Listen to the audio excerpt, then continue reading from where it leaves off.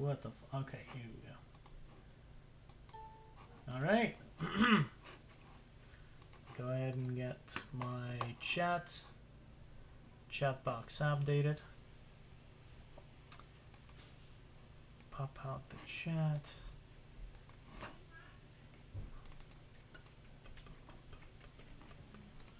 Here we go. And that's that. And now I just gotta bring up the thing here.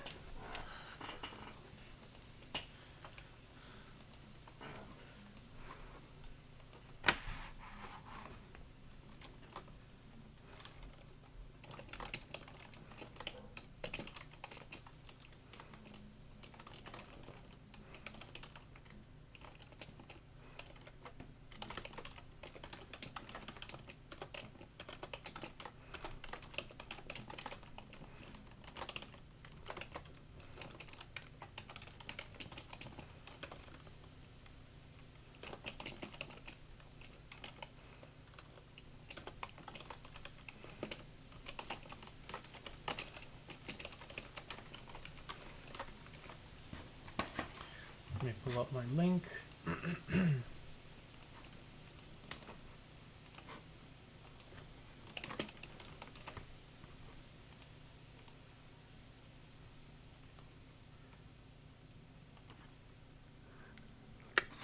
And now let me pull up my chat boxes. Let's not listen to ourselves. Pop out the chat, move it to the left. Actually, the right. Twitch. Pop out the chat. Move it to the left. I can go ahead and just close these stream windows now. And plus, plus, plus, plus, plus, plus. And I'm just gonna drop by Wolf's live stream to say hi.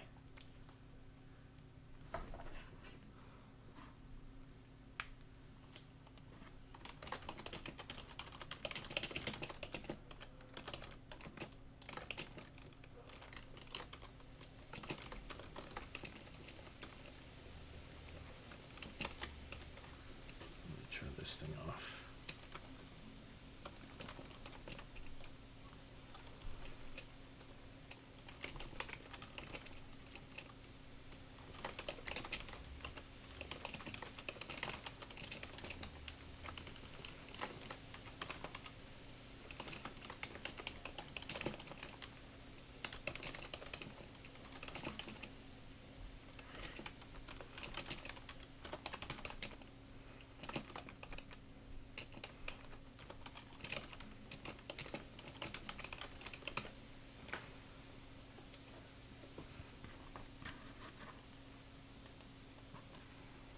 All right.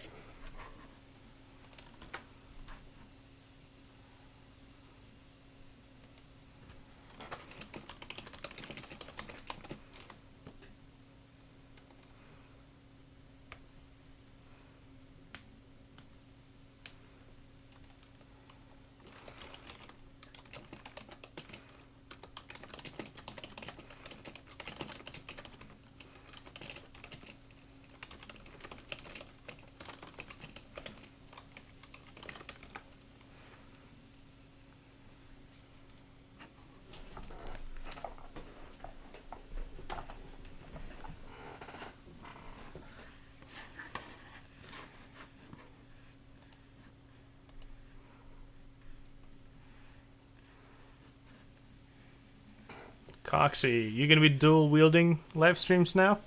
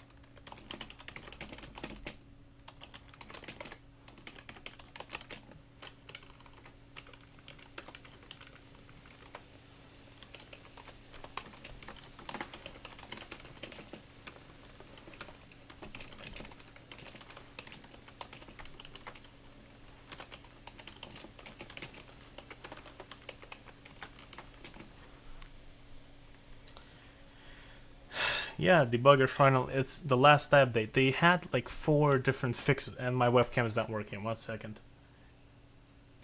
There we go. They had 4 different updates related to the debugger, including some stuff that did not allow the program to disconnect from the debugger. So whatever they did, they fixed my debugger. So I guess that's working now.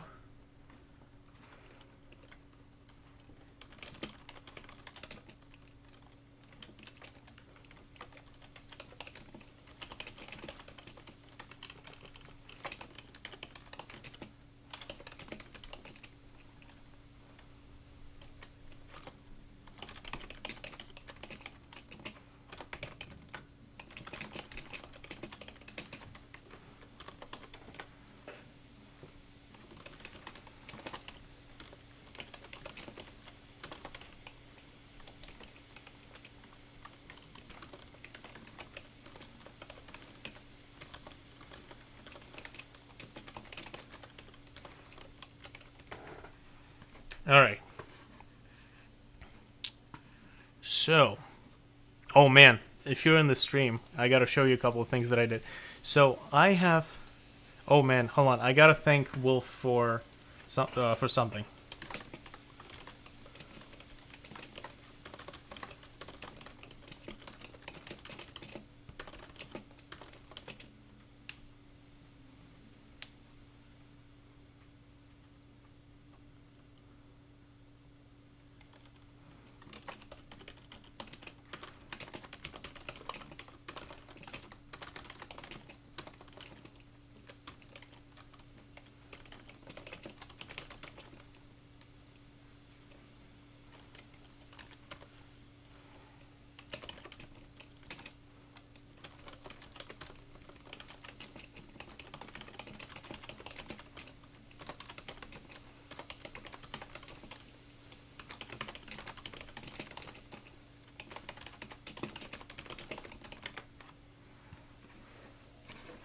Okay.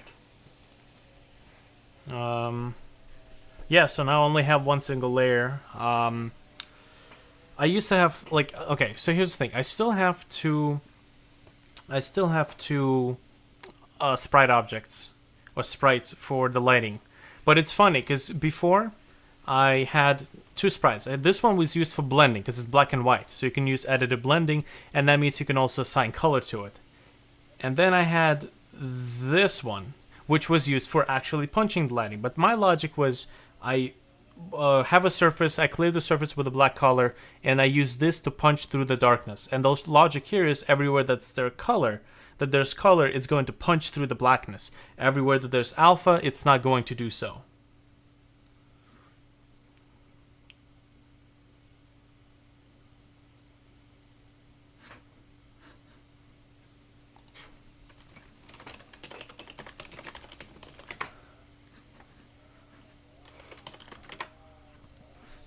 So it's funny that in this particular case, I flipped them.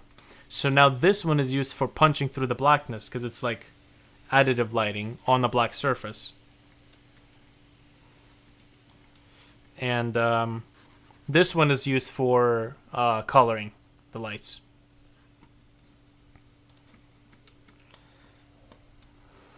But at least now I'm down to just one surface.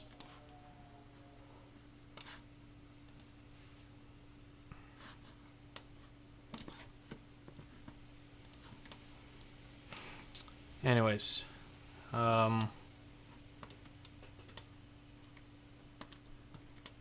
it's been 40 minutes. No, it's been 10 minutes and I haven't done nothing either. So let's get started. Here, so the couple of things that I just wanted to show you if you're in this live stream for now. Where's that level? So first of all,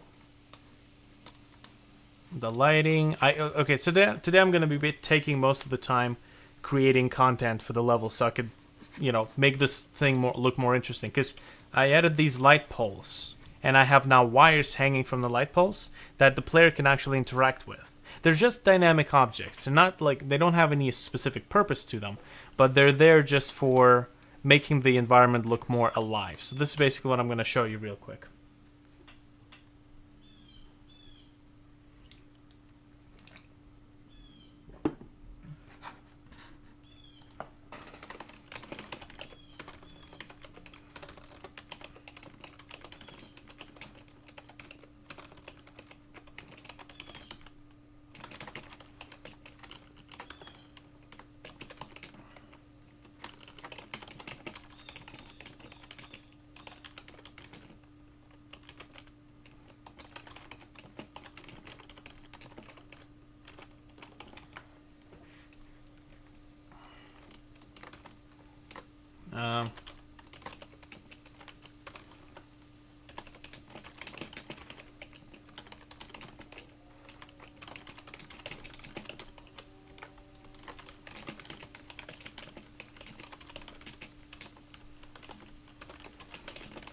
Is it compiled? Yes.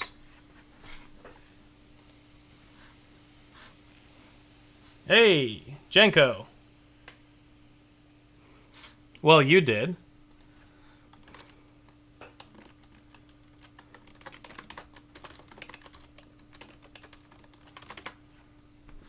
Okay, so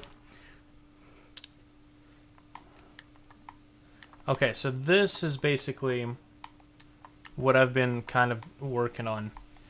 First of all, this dynamic particles. I have to use these sparingly. I can use them, but I need to basically make sure that they're there to actually, once again, bring the environment to life. So regular particles, they're kind of okay, but man. Wait, what do you mean everybody? Oh, you've got the correct link. Hold on a sec. No, my links should be fine. Aren't they? Hold on, let me check this. Oh, fuck me. Right, I put www in front of HTML5. Fucking Chrome. Chrome doesn't display HTML5, but if you copy it, it's going to. Okay, there we go. Fixed. All good. Anyways, so I have these dynamic particles. Now, I just use them to make it look pretty. It's basically an eye candy thing. I just need to kind of bring the world a little bit to life. But the really cool thing is that I actually looked into that marketplace asset for dynamic wires without physics, and I basically implemented it so I can make actual wires. And not only that, they can also react to player movement, which they didn't in the demo. They only reacted to when they collide with an object, not when an object collides with them. So for the most part, I'm going to be working on like dynamic things, stuff like this. This kind of stuff that really brings the world to life.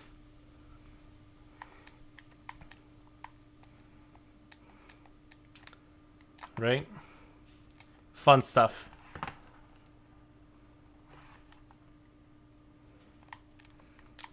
Trying to use blend modes. You're not getting what you want. Try to start with just GPU set blend mode and look up the 4 blend modes that are there. I mean, if it helps, put like a test tone image behind and make a black and white sprite of like a light, for example, and see how that reacts. Rope physics fast. Yes, I had to edit the script a little bit just so that my objects could actually interact with it. Because other than that, it's the moving rope that interacts with static objects. Anyways. Oh yeah, and I made the camera control so that it can zoom in and zoom out depending on your level position. So now I can actually zoom out and let the players enjoy the vast backgrounds and the parallax goodness. And when they get to this place, it's all gonna be pretty. You tried all combinations. Yeah, it's a useful extension, to be honest. Just for the sake of making the world feel more alive.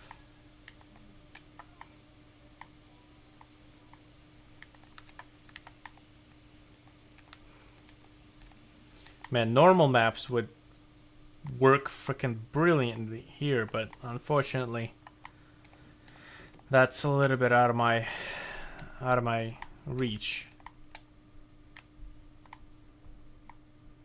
These wires, man, though, these wires. This is just the coolest thing.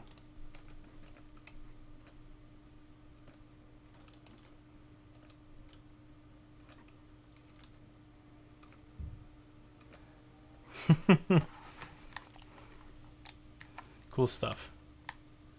Just makes the world a little bit more interesting.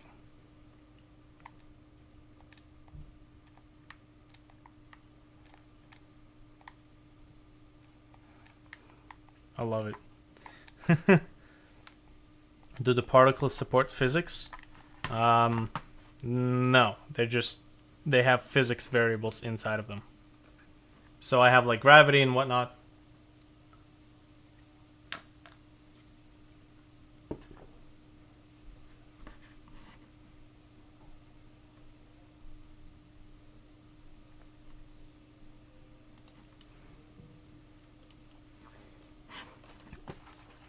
Okay. It really does make a difference when the wire reacts that way. Yeah. I mean, it doesn't have to have any sort of function. It's like limbo.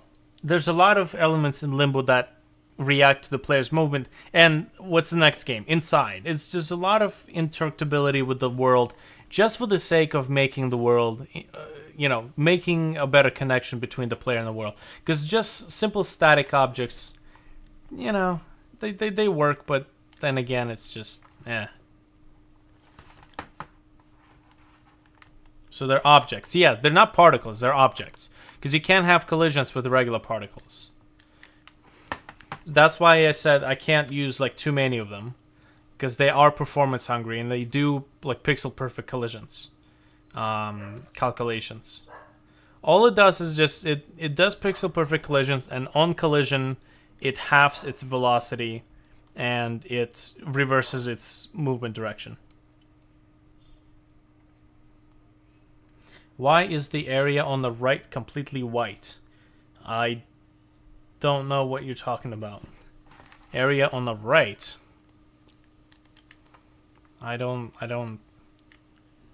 see anything. Oh wait, hold on. Are you talking about your image? Hold on. I think that's what you're talking about. Speaking of which, yeah, remember you don't have to do the whole thing with the links anymore. Why is the area on the right completely white? Left? Right?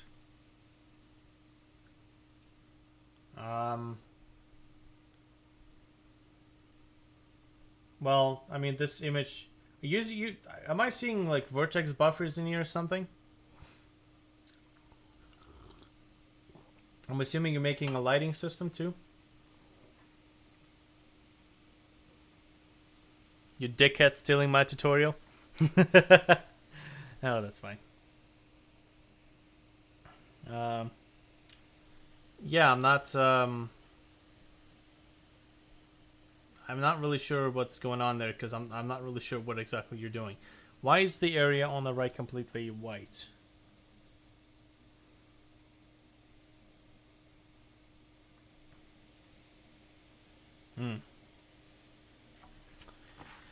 Ah, man. These wires kind of bring a dystopian feel to the game, which is great. Whee! Oh, I could play with these forever. Dude, I was so stoked when I actually got it to move around. This is really cool. Even if it's not 100% like natural looking, it's just, it's better.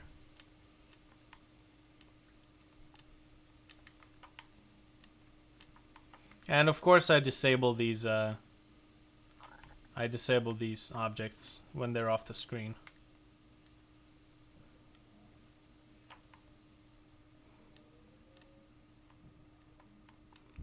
Also, I think I'm going to indeed go with tile-based collisions. Because realistically, there's only a single layer that acts as the place where the player can run around. And that's the only layer that I have to check. At least for the player, because that means I can get the fuck rid of all of these collision objects.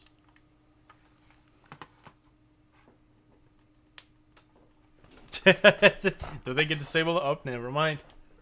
Yeah, pretty much. And I mean, I'm still like running 455 instances at once. Like here's 460, 450. You know, this area is pretty bad. And this area is pretty bad is because of my collision. All of these collision objects, all of these blue collision boxes. And if I switch to tile-based collisions, this shit will become obsolete and easy, and I will be down to like 20 instances instead of 400. Oh man.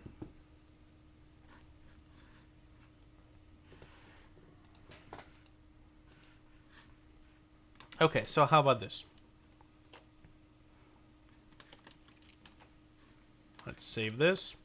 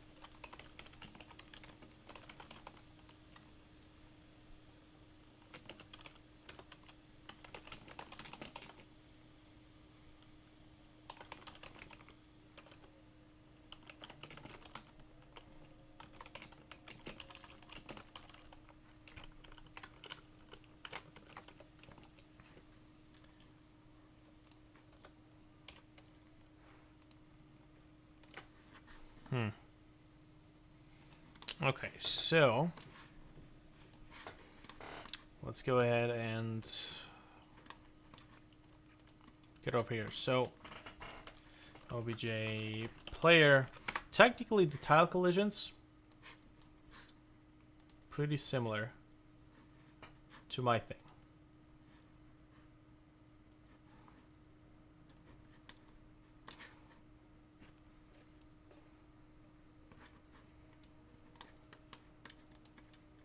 I can probably still use the collision code that I have here.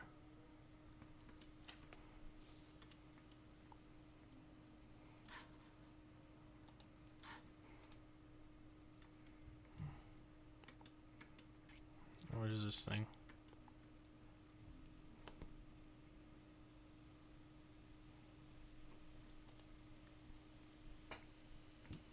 Right here, found it. That's for horizontal collisions. So basically, I just have to replace this thing with a tile pixel, or if there's a fuck, what's the function? If there was a tile at a certain pixel.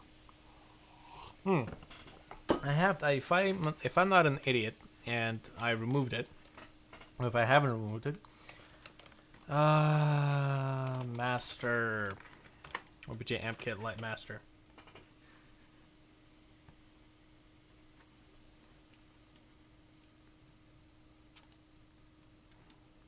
I think it's in the step event.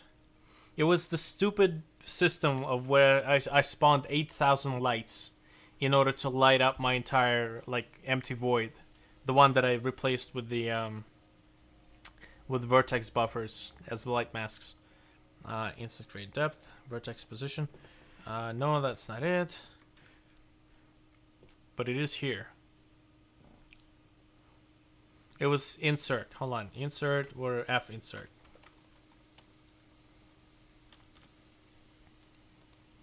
Nope, I deleted it. Fine. That's okay. I can do this. First of all, I will copy my object before I start fucking around with it. Duplicate. Backup. Okay.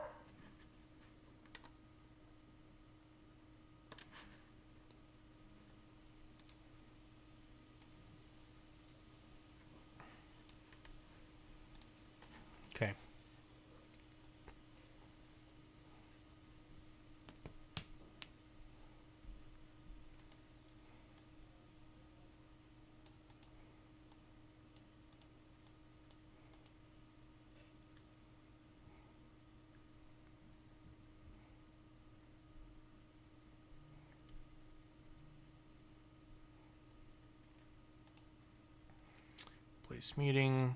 Okay. So HSP, here we go. So this is horizontal collisions. Horizontal collisions. So this is what I have to replace. While place meeting. So how about this? I will copy, comment, paste.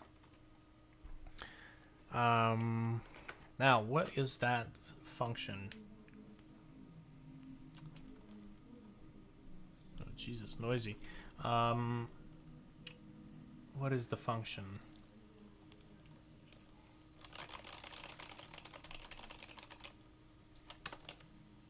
Tile.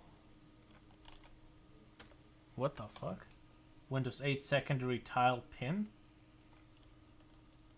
Interesting. What is this? What the hell is that?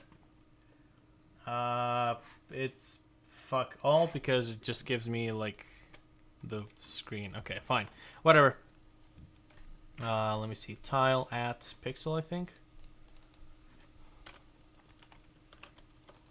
Tile get element ID layer tile get X. No. Okay, how about this tile? Let's look up the tile layer find. No.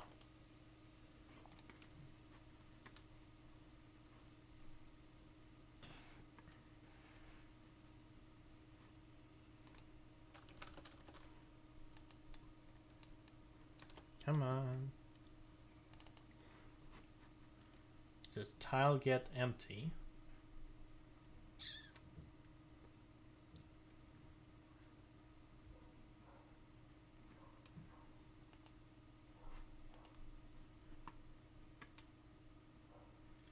Oh, tile map get at pixel.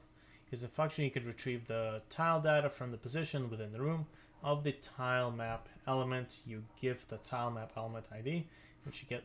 Okay. You can retrieve the tile data from a position within a room. So, the unique ID value of the tile map element to get the tile data from. So, the above code gets the ID of the tile map clouds on the layer tile sky and then uses to get the data from the tile position. This tile data is then flipped before. Okay, so that uses the flip function.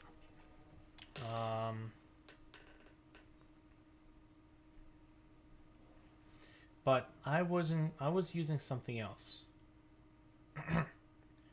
Tile map get at pixel. Tile map get. Oh, tile map get. You need to retrieve it. Oh man. Oh, that's the X and Y cell. So that's not what I need. I need at pixel. So let's see if this thing works here. So if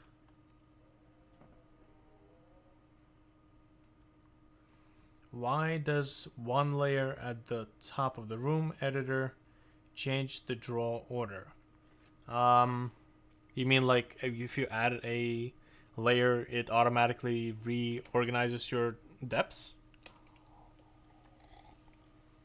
If not, then I don't know what you're talking about. Why does one layer at the top of the room editor change the draw order? Because I have this thing sometimes when I add a new layer out of order, and it's going to be like, your layers are out of order. And it's going to, reorder them in whatever. But that happens like once in a while. This is why I do relative drawing instead of absolute. I get the layer, I get the depth, and then I set it to either one below or one above if it's like lighting. In fact, I have an object here, or a layer here called lighting, and I have my master layer always in that one single layer. Just for that one purpose, so that it would be always on top. But something tells me that's not what you're talking about, so, Moving on. let's see. Tile, what was it? Tile get layer add pixel. So while so this has to be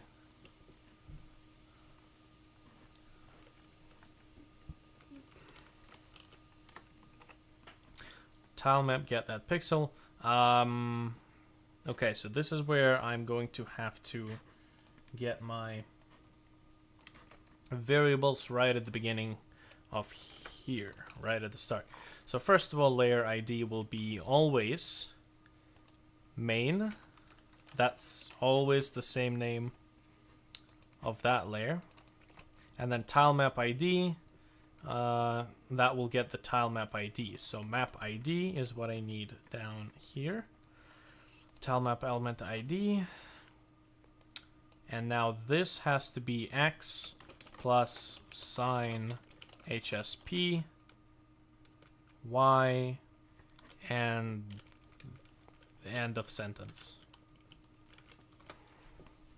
So this needs to be equals to something.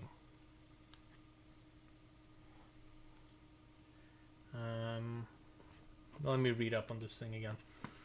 Using this function, you can retrieve the tile data from a position within the room of the tile map element you give it.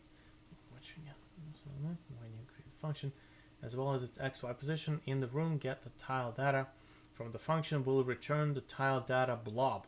This data is essentially a bit mask that contains the tile index, the flip, rotate, mirror, booleans, and any mask data that has been applied. See tile map set mask for details. The resulting data can be then used in the tile functions to change tile properties. You need to get the tile data from a specific tile cell. You should be using the function tile map get instead. If the tiles in the tile map have been unchanged, okay, so that's other stuff. Tile map get. That's cell X and cell Y. So what is the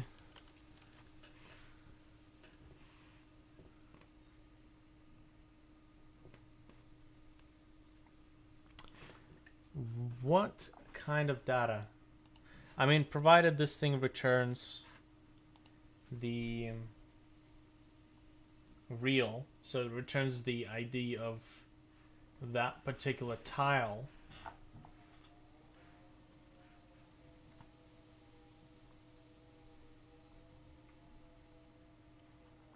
Data true. Basically, I need to say if place is not meeting, so this needs to be equals to 0. If 0 means no tile. If 0 means no tile. In fact, I can already see how there will actually no problems there. Never mind. All good. The problems would be with a different tile type, but anyways. Okay, so now that this thing is done, I still need my vertical collisions, but let's see if this thing will actually behave.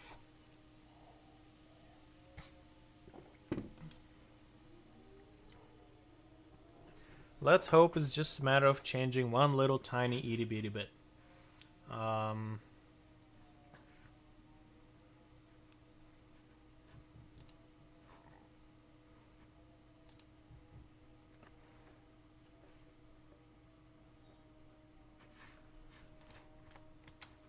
Hey, Heartbeast visited GM Wolf's live stream.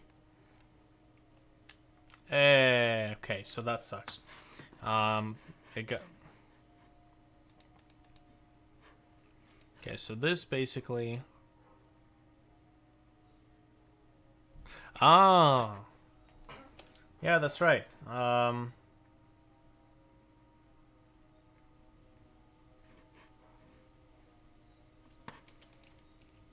Shit. I also need to do that here because I'm not. Fuck.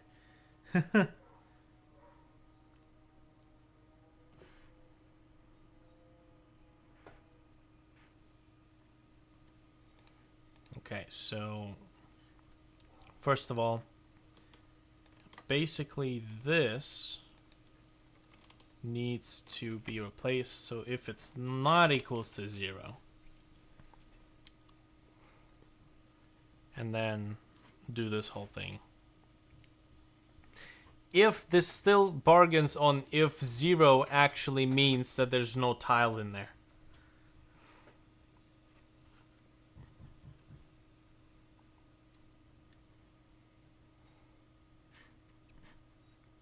Okay. So, fuck me. Jesus. Oh, that sucks. Okay, so that's not what that is. Okay, so how about this? In here, let's do the following. If tile map, first, I need to quickly like check this function. So if this is not equals to 0, which means it's not empty, and I'm gonna use mouse X, don't need this, mouse Y, whoops, no, draw text, mouse X, mouse Y, minus 200, woo. Okay. So logically, this will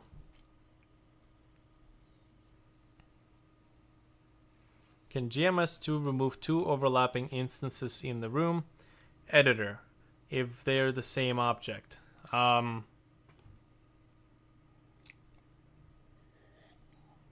In the room editor, can GMS2 remove 2 overlapping instances in the room editor if they're the same object?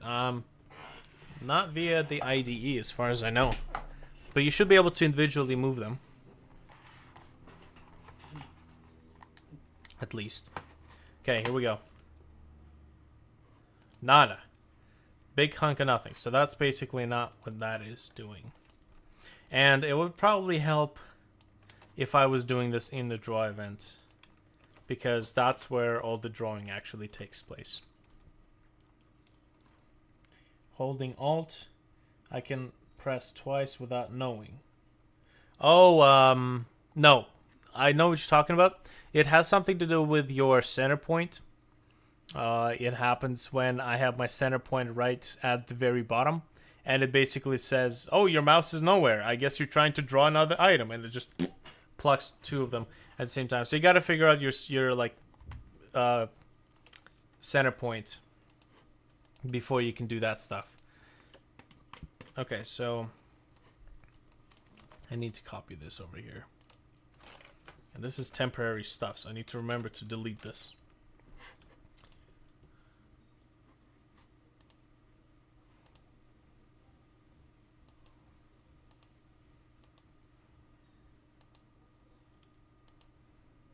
Apparently Heartbeast is on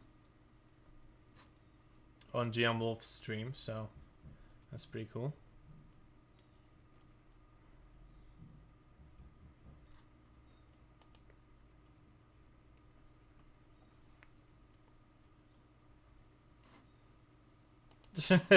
GM Wolf so casually says hi to Heartbeast. Oh man. Alright, so it returns woo. Ah. So it is working. So it is working. So that means if it's not 0, it's actually going to return that. So that means here, this should work.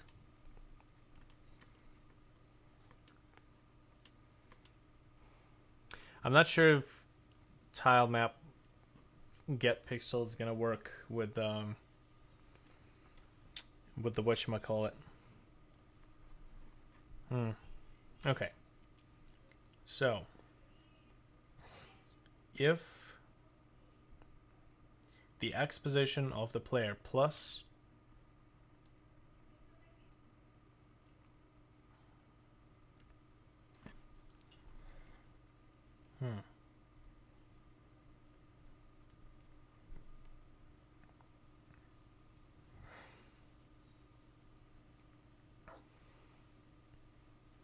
if the X position of the player plus the horizontal speed will return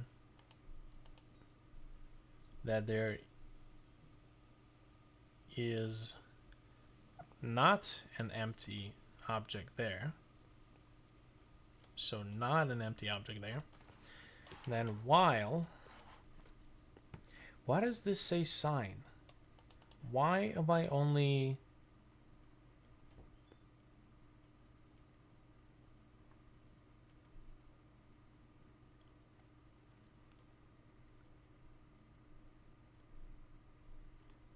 This is weird. Why am I only working with positive and negative value and not the actual value that I'm moving at? That is weird.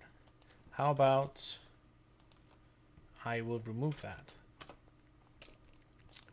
Plus horizontal speed. So if the next position at which we are moving will return not empty, then while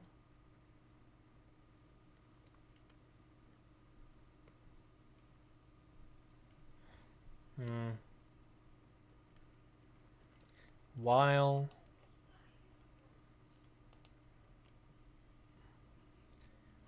the +1 position does return nothing, move it at that direction.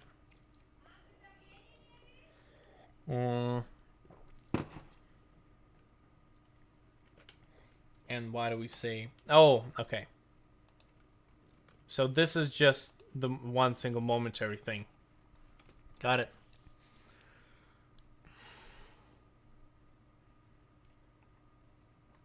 Okay.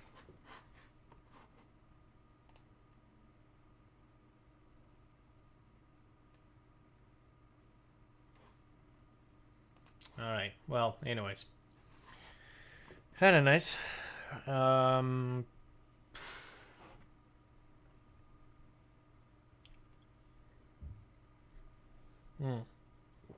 man, I don't often have brewed coffee, like actual dark roast brew. But goddamn, is it like heavenly? Delicious. Almost makes me feel guilty for drinking it too fast. Okay, here we go. Come on, tell me you're gonna work. You son of a bitch. It's... no. That's just Y collision.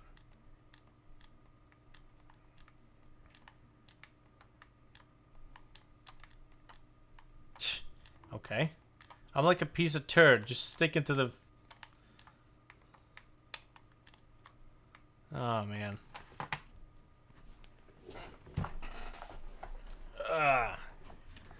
Why? Okay, how about this?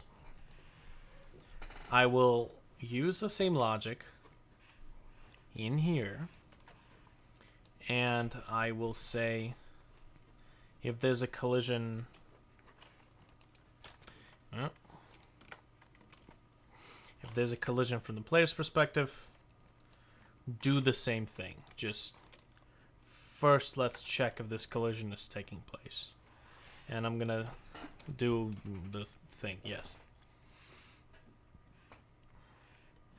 Oh man. Good thing I made some tea, because that's my next cup.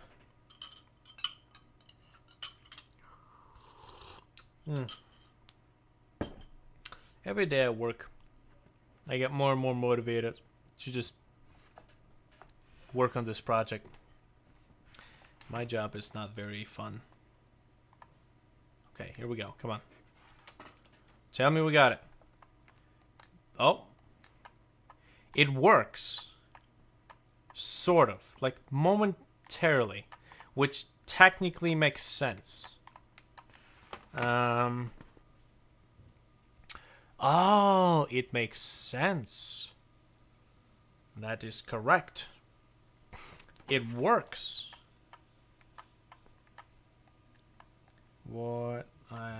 Okay, so this might be a little bit trickier because pixel perfect collision actually uses. Can you do? Okay. Game maker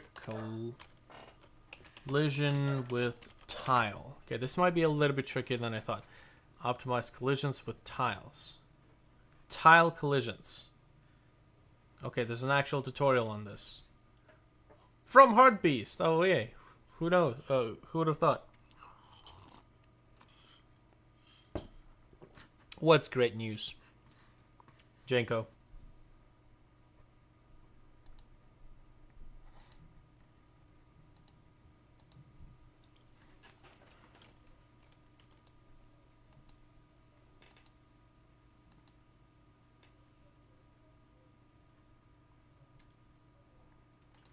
Okay, so there's an actual function, tile collide at point. So let's look into that one, because that actually sounds like...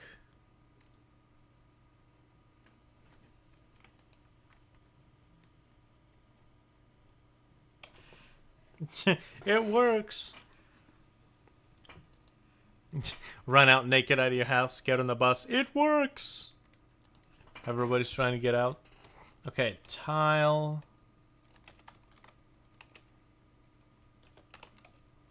layer.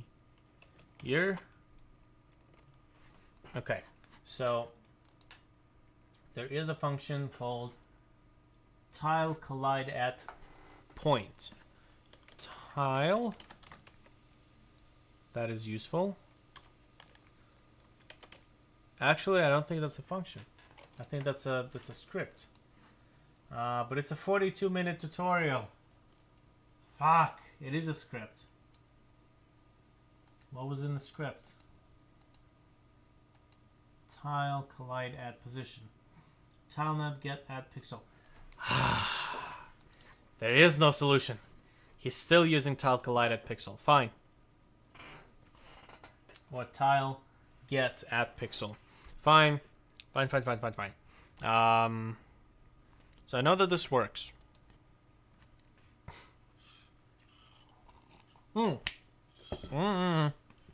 Okay, so tile collide at pixel. We need to do this. We need to do HSP. So I'll return back to using sign. Sign, because the sign will return whether it's a positive or negative speed. But I will need to also multiply this by the half width of the player sprite mask, which was used with the other stuff. Player. The fuck are you? Player.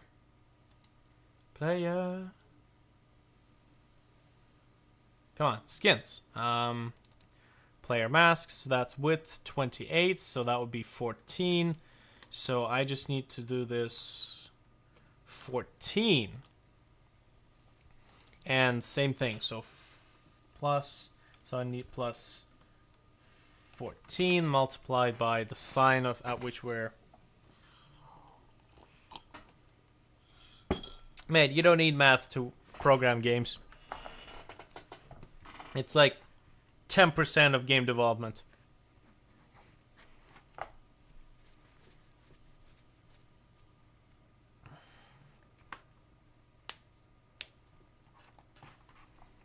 Okay. Hey! It's working. Partially. There's still a little bit of a glitch there. But I think that has something to do with... okay, so let me do 15. 15 here.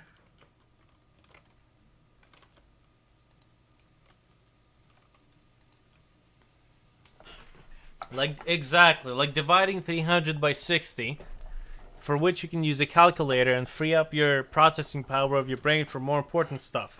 like not placing DS grid expansion code outside of the for loop.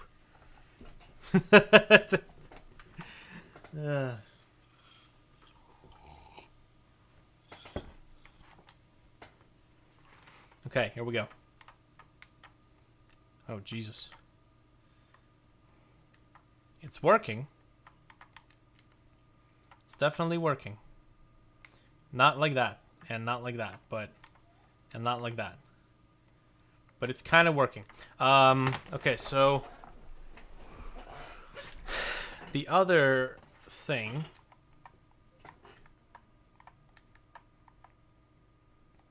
Yes.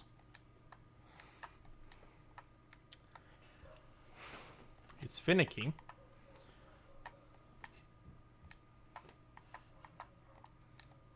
Okay, so there we go. It's working if I do this, and I know exactly why. It's because I'm using... Okay, so... plus HSP.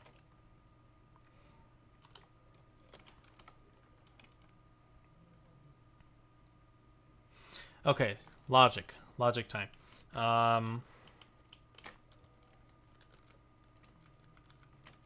So we need to check if the position at which we are moving, so that's X plus HSP,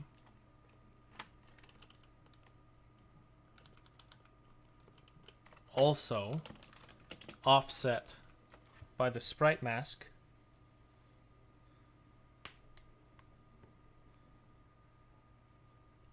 I still have 300 instances, but it's an improvement from like 1,000 instances, and most of those are my collision objects, realistically.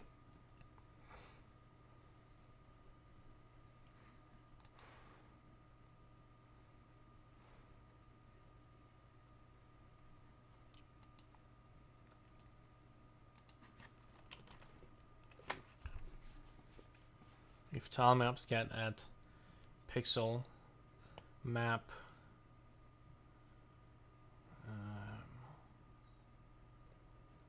okay, so my whole plan here is it's 15 multiplied by the sign into which we're looking at plus HSP.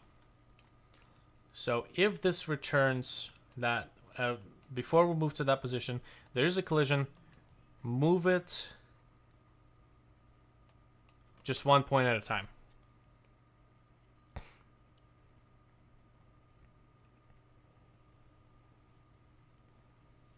Janko, trying to ridicule me how well I can do math in programming. It would be the same thing as me ridiculing you at how well you can write a soundtrack or do audio synthesis. Because we have our areas where we excel, and I'm sure the audio in your games won't be up to par with the rest of us. We all have our weaknesses. We all have our strengths. Basic subtraction and multiplication is not mine. And it works. Except I just went through the thing, but I think that's just in regards to Y collisions. Nice! Okay, beautiful. I use MP3 downloader. Great. And in a little bit, you're going to be using the findathlawyer.com. Fucking hell. Where's my Y collisions? Here we go. Find a lawyer. That sounds like the most ghetto website ever. Findathlawyer.com. Right, follow right by findatlawyercheap.com. Oh man. Okay. So, now that this tile bullshit is working, I can go ahead and basically put this thing here and say it's going to be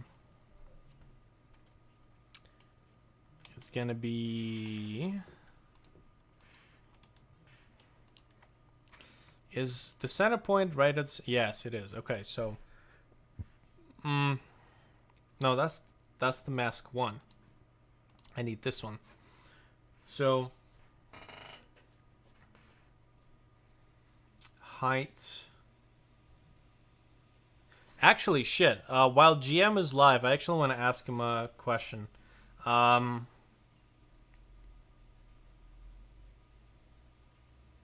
I forget what the question was. Can you... Is there a way, like... It's findalawyer.com. Okay, so you know how true-false is technically 0 and 1. Can you multiply... Like, okay, so you know how basic logic that I do is, if you want to toggle between true and false, you say if variable equals true, make it false, else make it true. So if it's true, it's going to be false. If it's false, it's going to be true. But is there a way to actually do it in a single line? Like for example, you can do sort of the same thing, but you do it with like a number 1 and you multiply it by -1. So you can only do it once, right?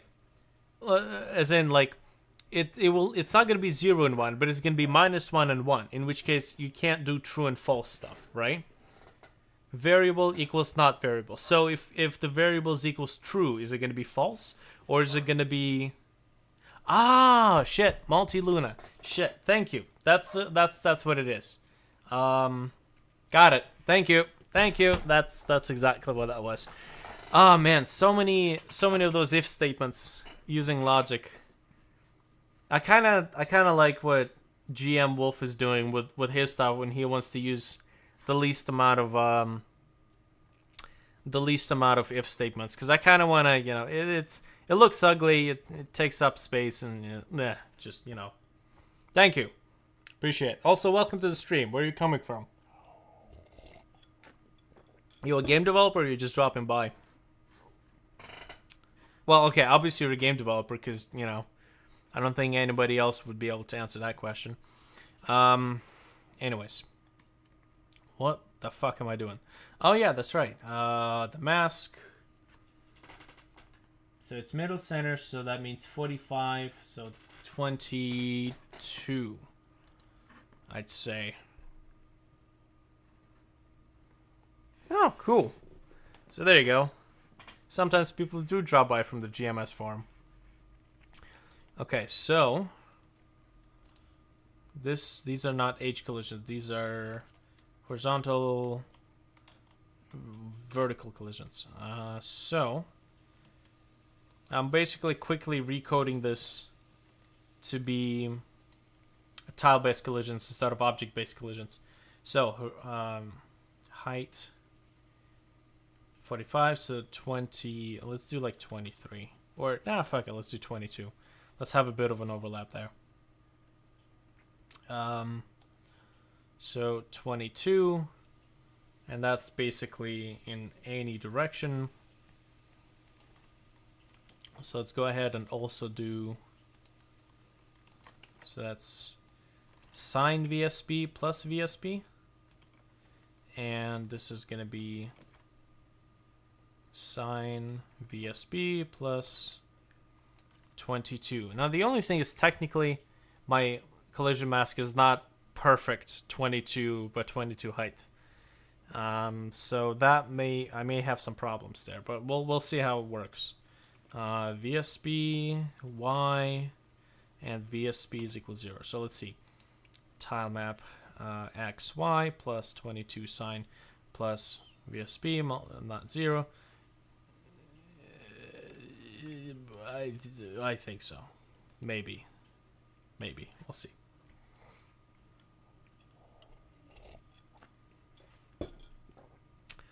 Oh man, I need a goddamn coffee machine right on my desk.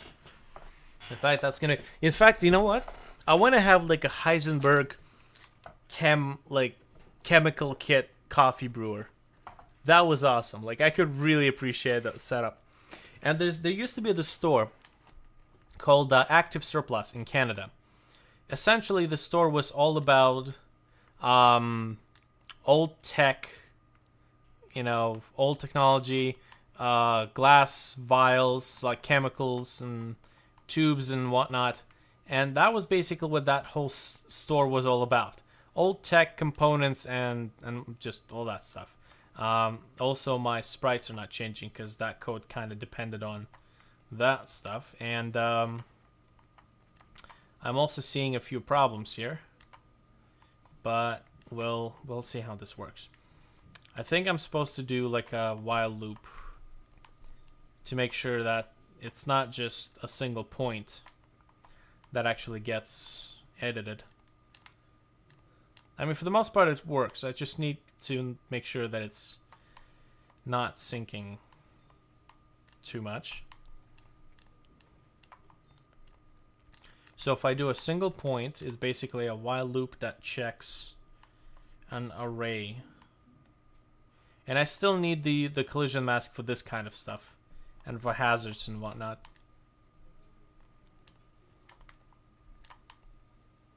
You know, fun. Fun in the sun. So how about this? Let's check the horizontal stuff first. So really it's just the loop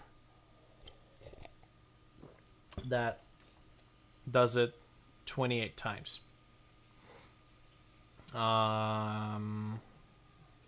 28 times horizontally. Or no, 45 times horizontally, 28 times vertically. Which I don't think is too much to ask. So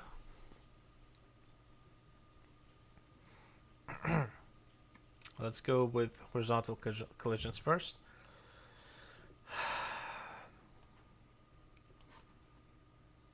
Now I need to do this that many times.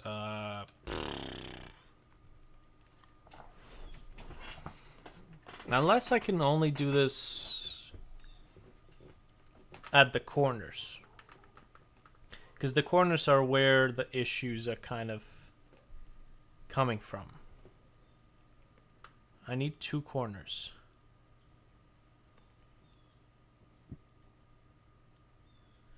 Yeah, the gameplay. It's my Five Nights at Freddy's shader. I mean, I'm using the shit out of that shader. That was a lot of fun writing that shader. And it's so simple. It's like super easy. And it's very useful. So, tile map get at pixel. I've been looking at it for so long, I just completely miss on that part too. It's just completely used to it. If tile map get at pixel. Okay, so let's do this. Basically, we need this not at the center, but we need this at a couple of places. So I will do the following. If this, and I'll copy this statement.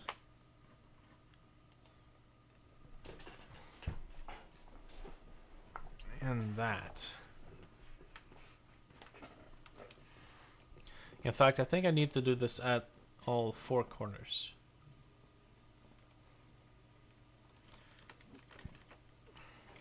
Here we go. Okay. So x plus 15. And that means I also don't have to be doing this stuff.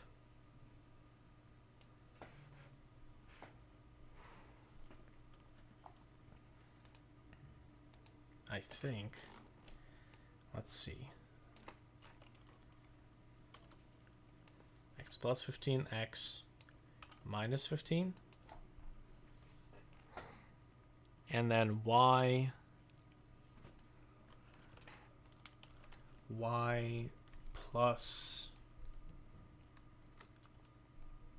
plus 23 minus 23. Okay, so plus 23 plus 23, and this plus minus, I'll do minus 23 and minus 23. So if any one of those corners returns a true, which is really the only way you can actually get a collision, if it was a box collision, because you can't really get a collision just in the center, it will return this, which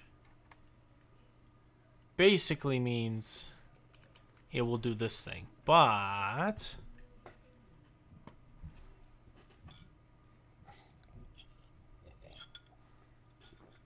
oh man, this is getting more complex. I think it's actually going to be a lot easier to just do a while loop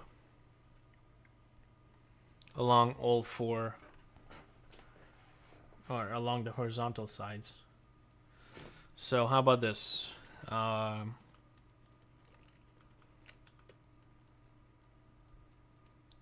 okay. It's okay, we have this stuff saved. It's gonna work. So for xx equals height 45, so minus 23. xx, whoops. Why are these in caps? xx below 45. xx plus plus. And so this is the stuff that I have to do here. Map ID. So this will actually take place anywhere between the center Y point minus 23 to up to 23. In fact, let's do this 46 just in case. And I don't need this. Now, before we do this, we need to declare a temporary variable called var x collided false, and we'll do this, and we'll say if this returns not empty,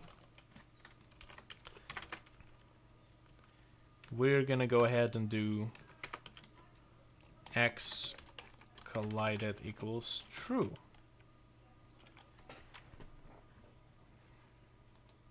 So this will officially return a true if any one of these points gets an intersection. Beautiful. In fact, I could probably make it dynamic if I'm actually gonna read the sprite height and sprite width instead of putting these values normally, but the sprite size is never gonna change. Plus, I'm not making some sort of a asset. Anyways, so if outside of this loop we are gonna get true, so if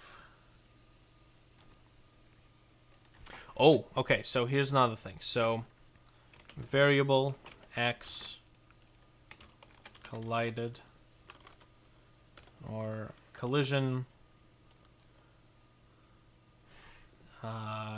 point equals, let's just do this, and we are going to say at which point this collision has actually occurred, so I don't have to do another loop.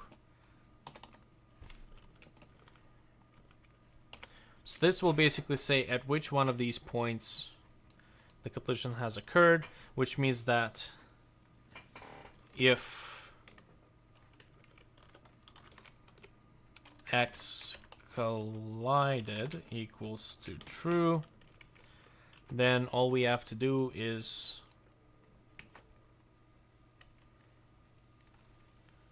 technically it's this thing, so it's plus. It would probably make more sense if I do this as a YY.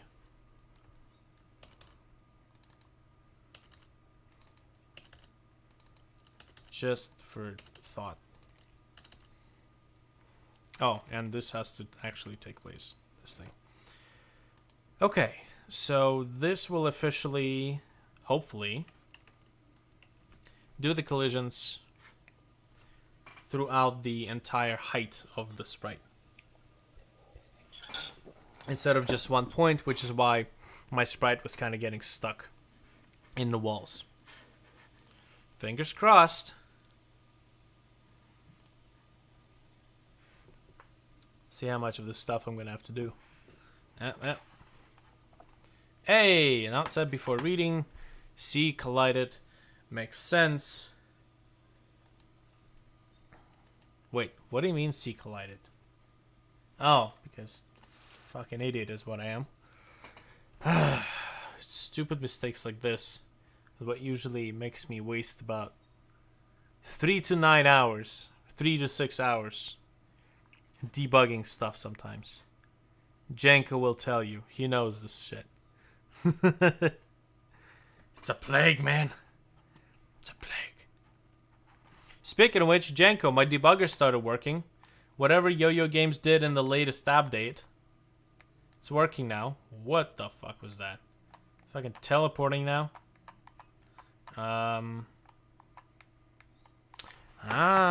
Okay, so this also needs to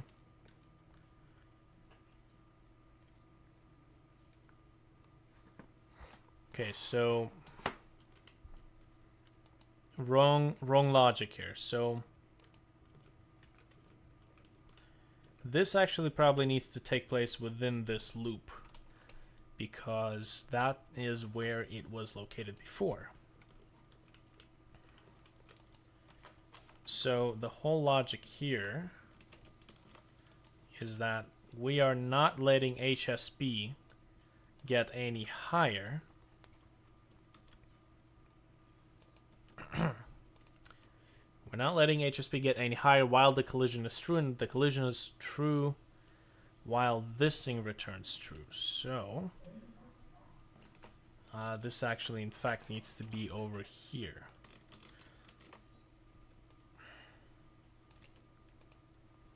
So, loop, check the position. If it returns true, we don't even need this stuff then. We don't even need this if statement. We just tell which position that has returned a true. We don't need to do that check, and we just go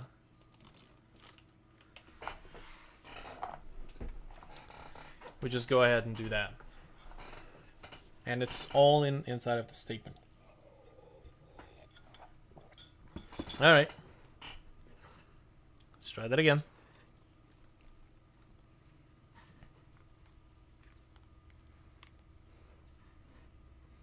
Fucking finally, the debugger's work, and I can actually take advantage of all those tools they've been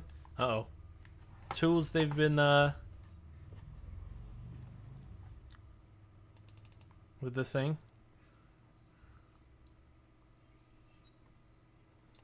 In my case, it wasn't a crash. I think Janko was looking at my project too, and his debugger was crashing. But in my case, it was just not connecting. And Wolf actually said on his live stream a few minutes ago that a whole bunch of people got the debugger working because of the last update. So that's kind of nice. My question is, what is going on there?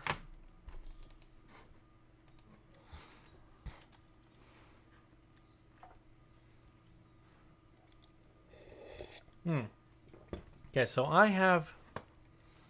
We can use two pieces of logic here. Either we always move the player to the point of collision.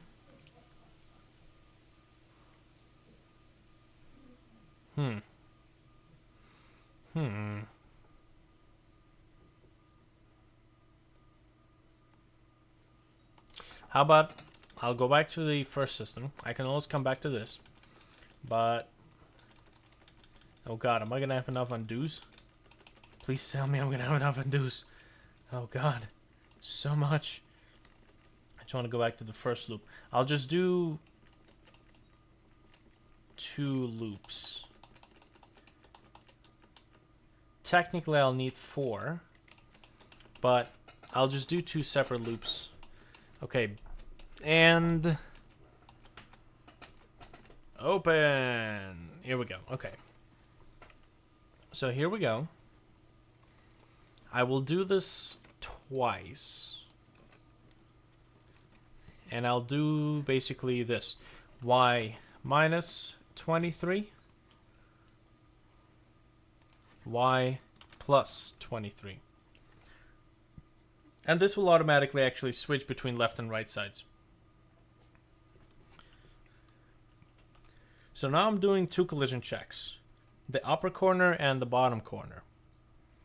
Let's see if it will behave.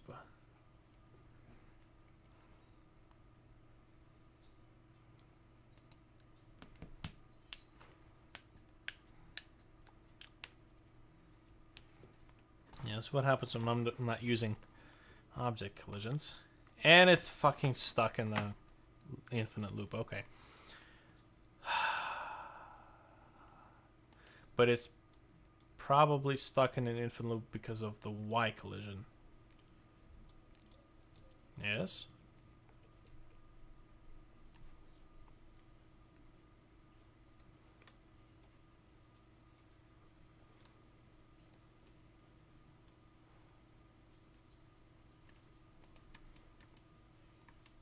Could it be? There's only one way to find out. Comment this out.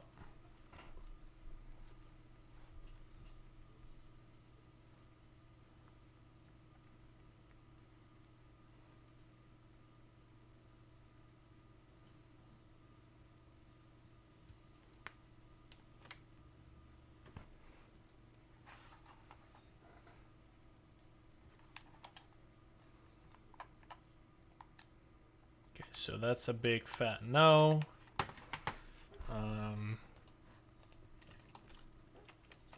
Okay. So I can't just set it to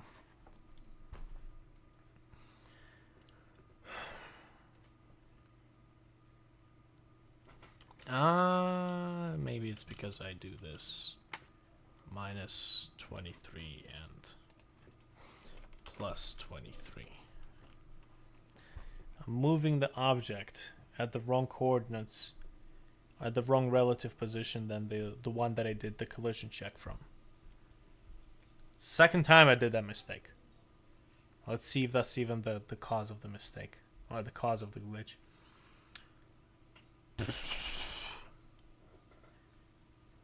Fucking indie dev, man. Doing all this shit alone. Okay. So that's stuck. It's stuck over there. Oh, still stuck. What the fuck are you want from me? The vertical collision works.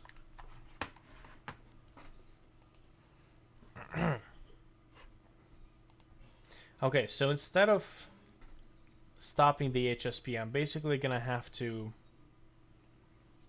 move it one. Always keep it at 1 point above the collision. So if where we are about to move is not free, then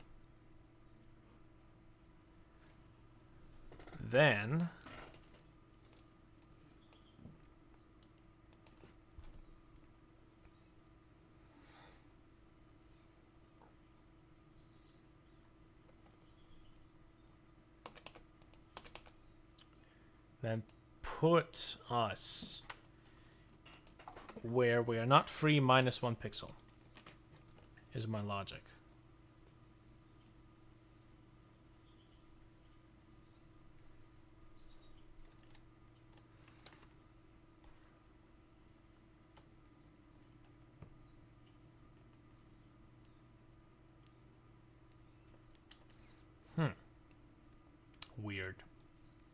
Weird debugger issues.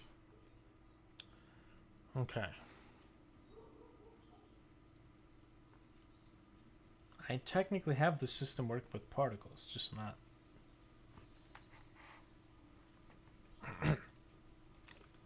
Because my whole idea is... see, the X and Y collision has to work exactly the same. So how about I will first do the bottom part, the one that we're actually landing on, and then I'll copy it and do it for the top part. So, if there is a collision at place we're about to be,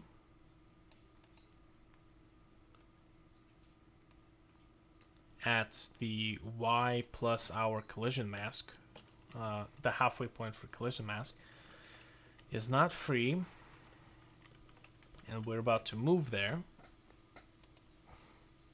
then set the X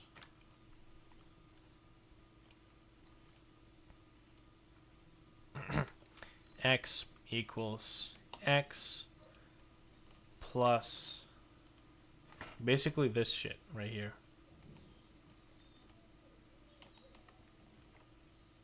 Ah, yeah, that's right. Okay, this thing. X plus 15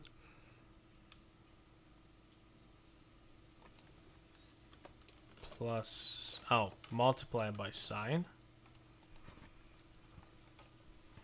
So it's either left and right plus sine HSP.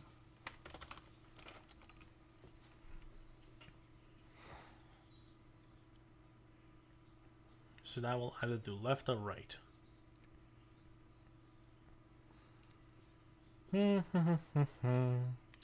Fucking Christmas music is gonna stop playing soon.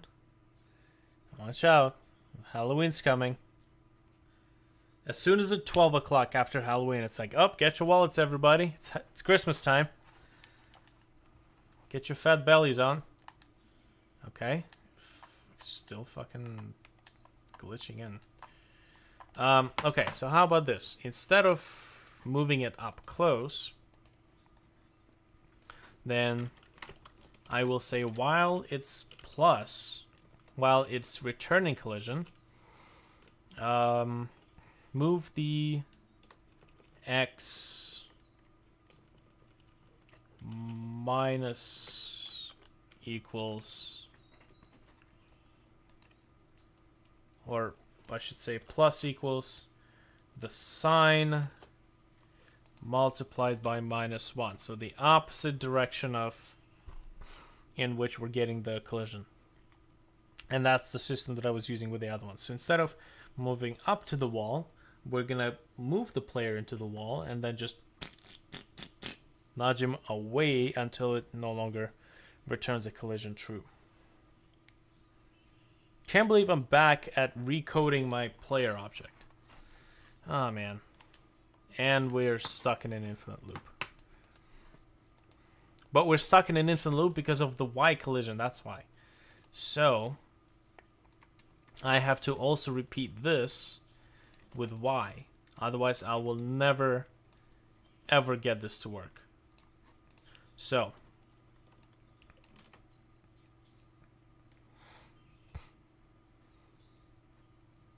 plus sine multiplied by -1, basically just that.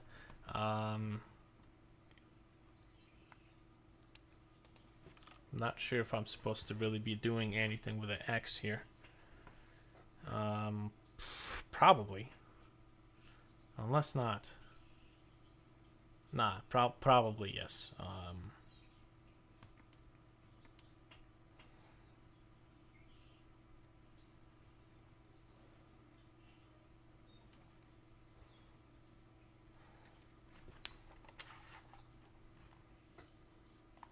Okay. I saw it stop for a second. I'm not sure what the hell's up with that. But let me try something for a moment.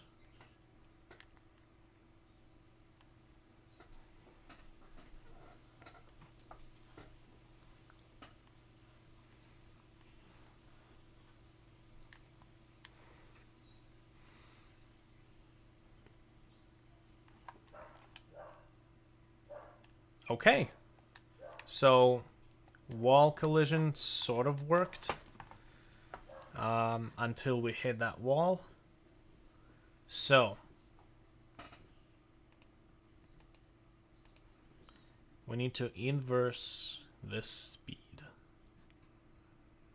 The left one, that's right. The wall jumps are still dependent on the other collision piece. Okay, alright. Let's see what happens here. But at least it's not getting stuck in the wall, so I know that this kind of works. Now the Y. Where are we checking this? The X. Okay, technically, there's no way we can have collision on two sides at the same time. So what if I say it's X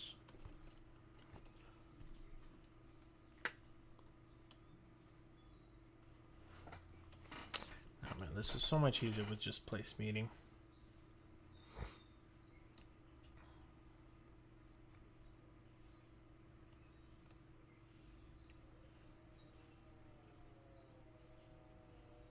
Okay, how about where are my wall jumps?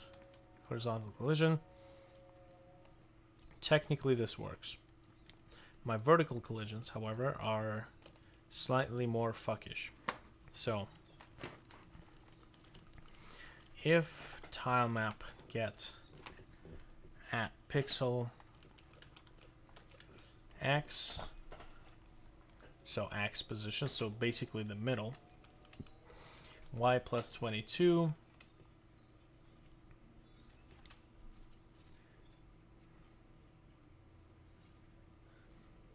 actually, you know what? I don't think I need the sign of which direction we're going. This is supposed to be just returning the VSP.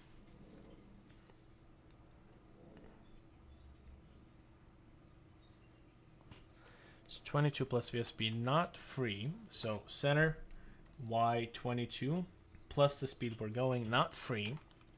Then while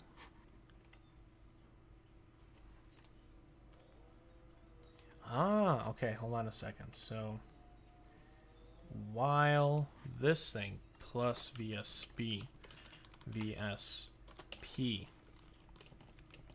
not returning true, then move it upwards.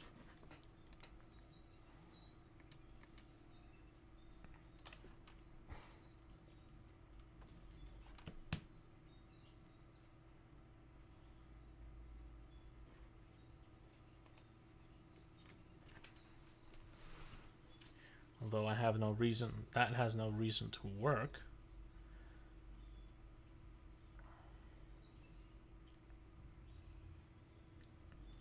Maybe we need to set the vertical speed to 0 first. Nah.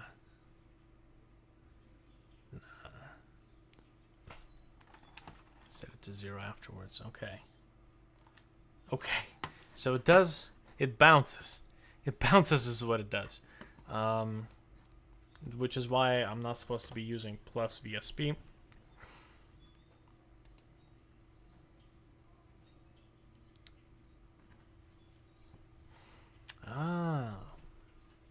Alright, I see why we have to kind of move it up 1 point towards.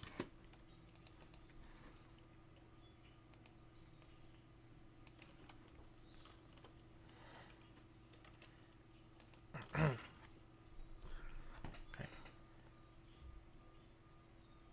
Plus 22 plus the speed that we're going at. Not free. Then while XY plus the sprite plus the direction we're moving into is equals to 0, move it into that direction. Okay. See if that works.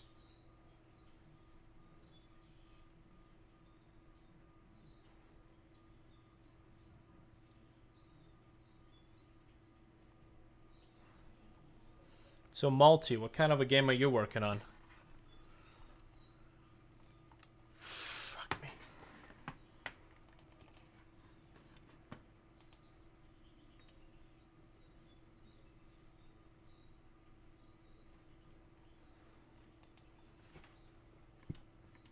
I have... Okay, maybe this actually needs to be like 22, like maybe even like 21.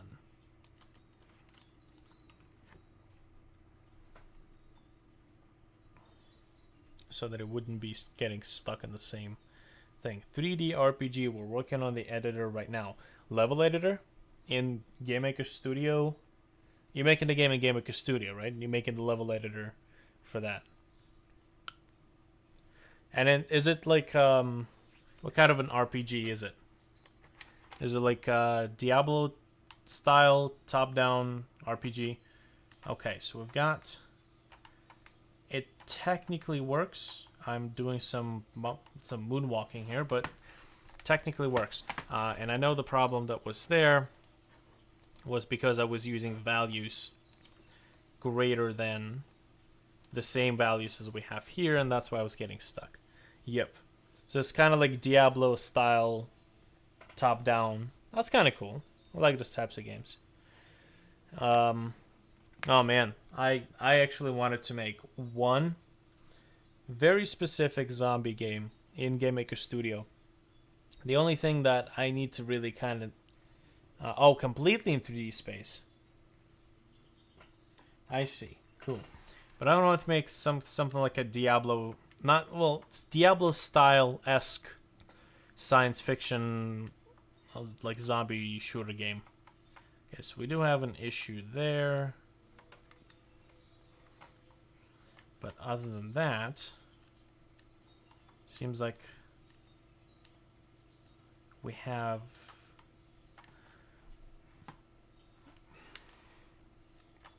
You got any screenshots or anything shareable?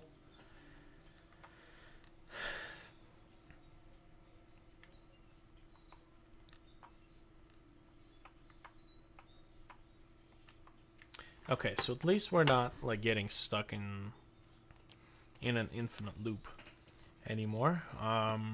So now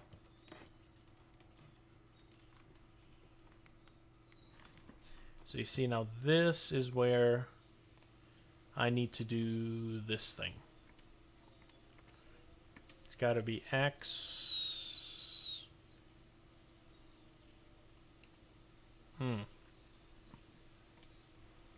Right. So this needs to be duplicated. And now we need to do X plus 14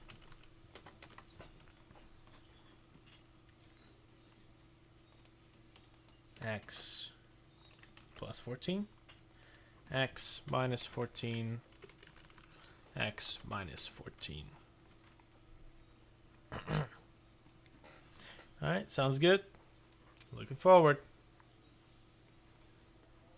X minus, X minus, X plus, X plus. So that will, because there's no block that is smaller than the player. So there's no sense in doing checks in between. So, let's see. So there we go. Standing on that wall. Now, let me go ahead and repeat the same thing with this thing. So, the logic was...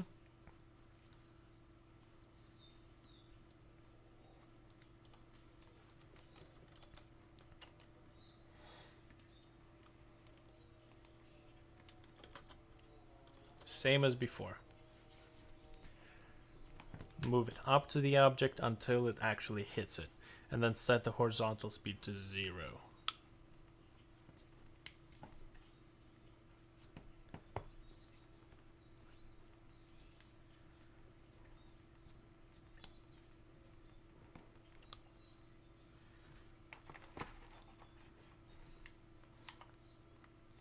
Okay. Nice. Let me check corners. It actually works. It actually works. The only stuff is that right now. I just need to duplicate the horizontal stuff. And because I'm not doing this in one single loop, I can actually get the proper dimensions. So, let's see, 1422, 14, so 1422, 22 minus 7 is what? 15. So technically minus 15.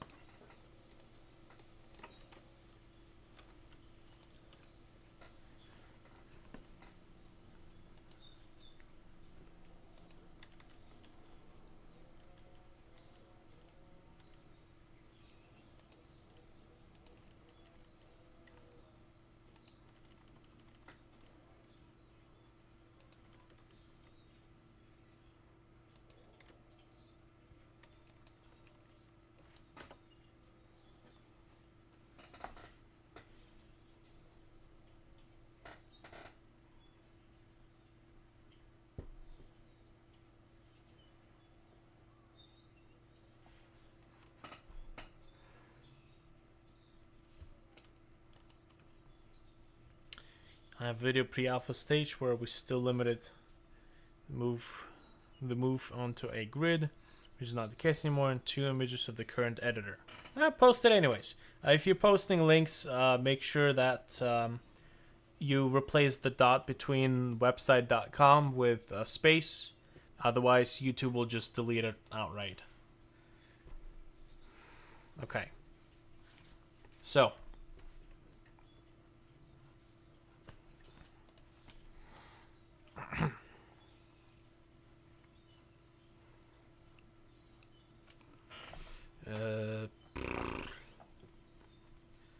Yeah, that's right.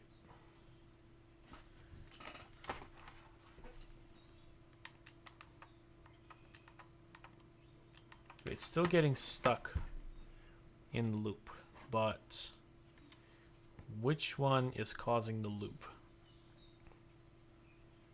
Is it the Y or is it the X? And something tells me it's the X one. So this minus 15.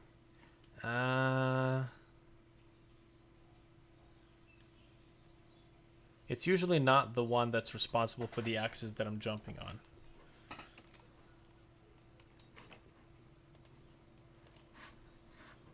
Alright, let's take a look at this.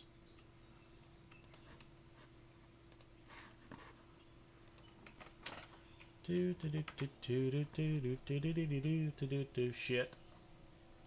Nice. It's actually looking pretty good.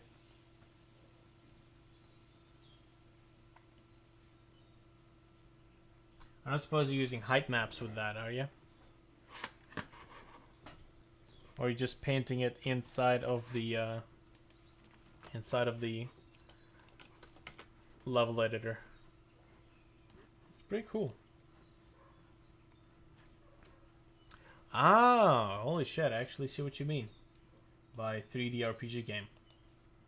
So it's kind of like it's kind of like Paper Mario type of deal. What's with the graph up top? What are you calculating over there?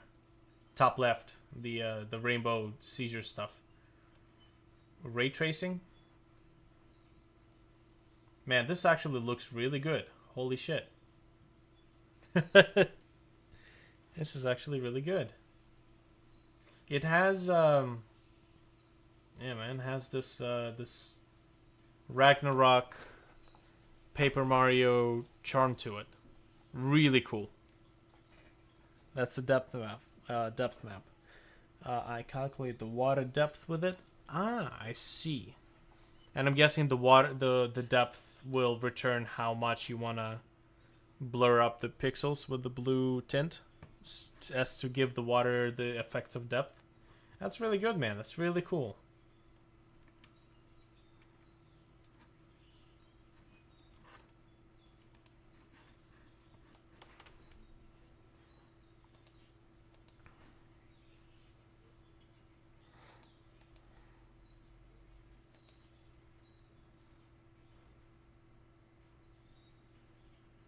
I'm kind of guessing that the same algorithm they used to calculate the depth could be used in order to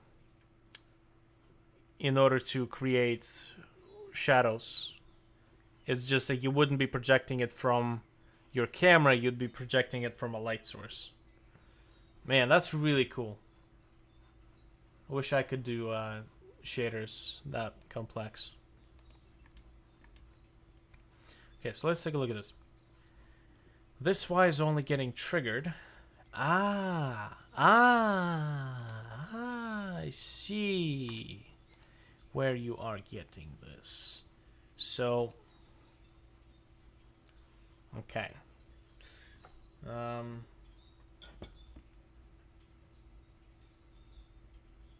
I'll be right back.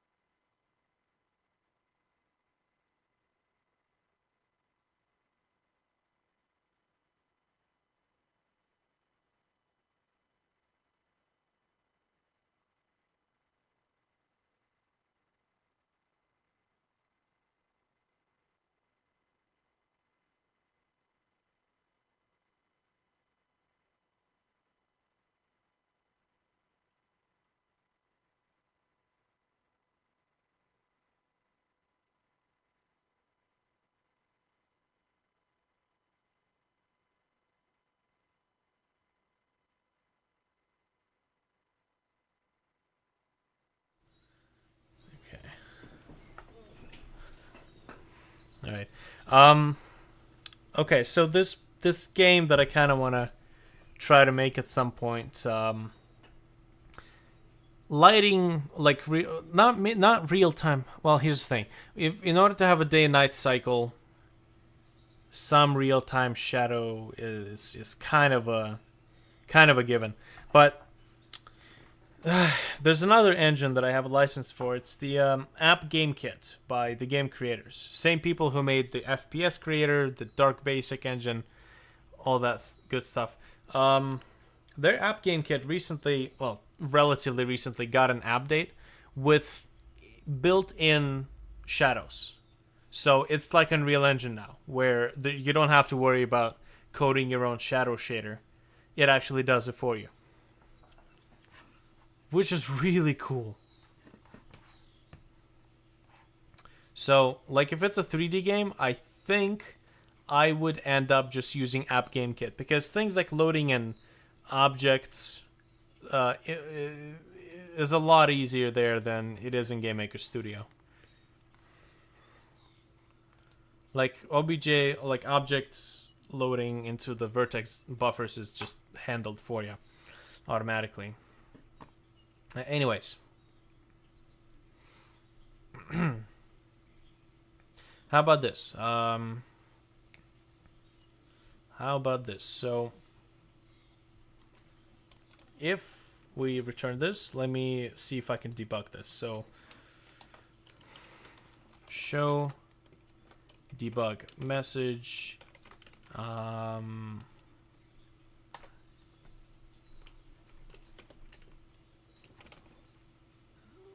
X. I just need to identify which one is basically screwing me over here. So it's XX or X collision, and this is going to be plus 22. Hey, Wolf. So I'm guessing your live stream is over? There's a couple of things that I've implemented, but I'm kind of trying to debug this right now. -15. I'm switching over from object collision to tile-based collision, so I just gotta get this system figured out. So the last, I think the last debug message that will pop up should tell me +22 should tell me which one of these suckers is causing me issue. Actually, shit, hold on. I need to place this before the while loop. So this is +22. Why do these both... Oh no, this is -14. That's right. -14. And this is +14. Okay, because if the while loop... If it gets stuck in the while loop, there's no way I'm ever going to see that debug message. So that's why it needs to be before the while loop.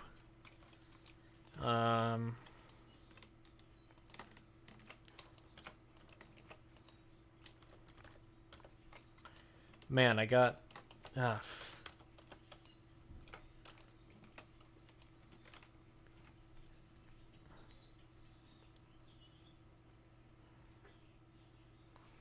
Man, I got so much stuff that well, there's a few things that I wanted to showcase, but I'm trying to just quickly get the system to work. I need to switch to tile-based collisions because there's just too many object instances that I have to work with. Okay. So, let's see the offender. What? Really? Really? There we go. Who was the last? +14. So Y collision +14. That would be the one that's down here. Interesting. So this one's actually X +15. So how about I do this? X +15, X +15.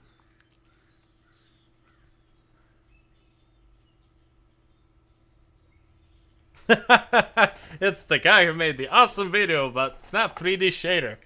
Why not use B-Box? I have no idea what you're talking about, man. B-Box. I'll have to see what B-Box is. B-Box Game Maker.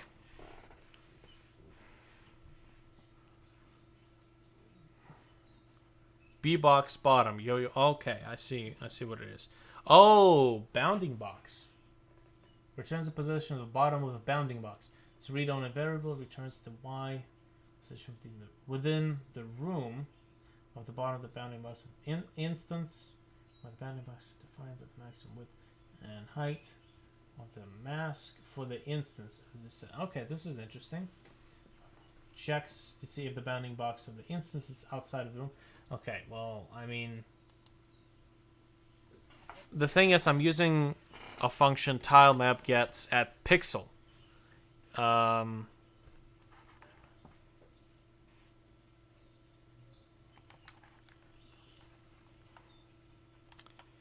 Okay. Motherfucker. See, straight. Fucking just. It's this fucking thing right here. Right here. Alright. So. Yeah.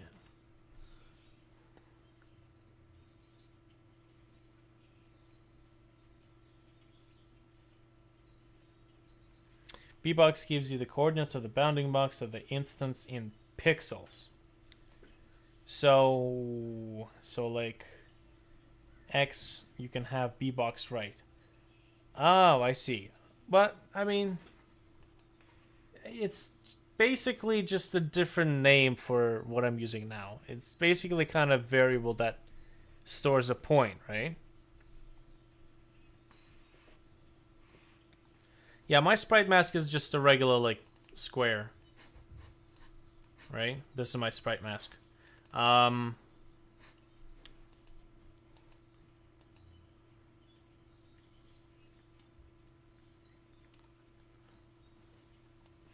have most of the collisions working already. It's just the top piece that's screwing me up. Okay, so V collisions. So this checks the collisions on the left side. This checks the collisions on the right side. And this has to still be 14. Why is this 15 actually? Not sure. Yes. I'm crazy, man. I'm crazy. I try to make a dynamic lighting system using 4 while loops. And it worked. You can't use it anywhere, but it worked. it's proof of concept. Well, I didn't know what even if the function like that existed. Bounding box, right? In my case, let's see. So it's getting stuck like right here. It gets to this line, it shows the debug message, and it gets stuck in here. Because there's nothing else that it does afterwards. Unless I can actually just for the sake of argument, I'm gonna say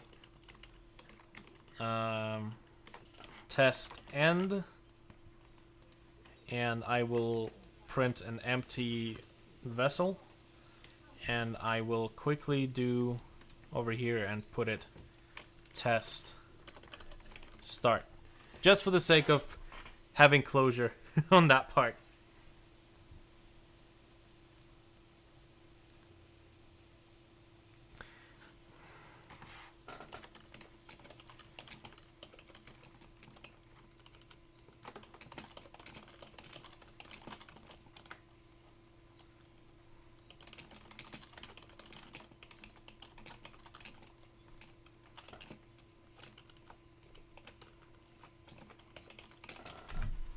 Oops, sorry about that.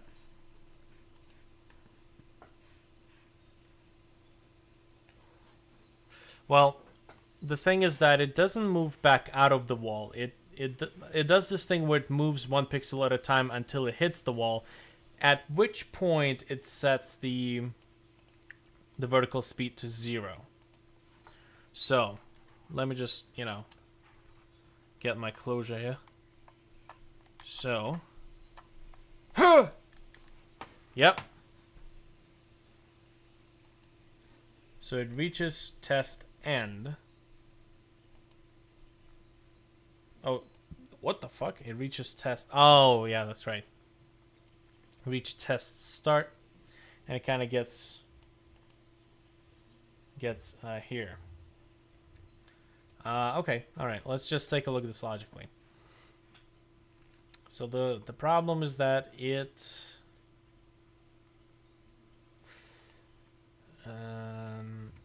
actually, what if I set this to minus horizontal? What if I just quietly cancel that out and just carefully yeah, there's a live button you can click in order to get back into live mode. You're talking with the ghost of my past.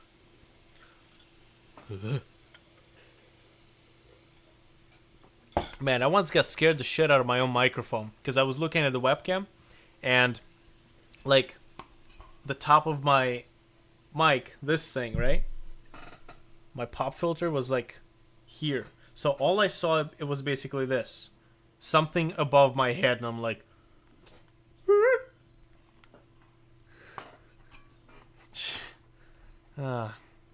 okay, carefully.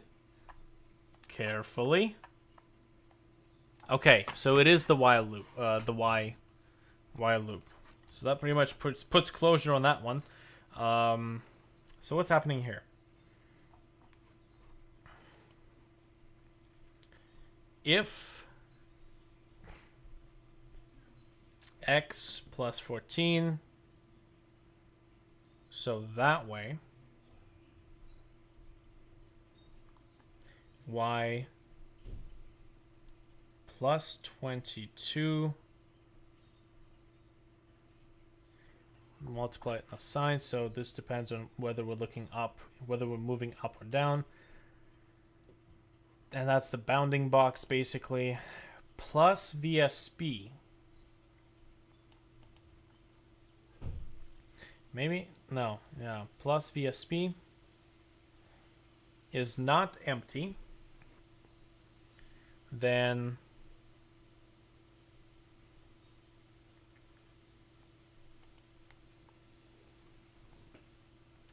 x plus 14. Then while we are receiving no collision at our current position plus 1 pixel, move us up 1 pixel.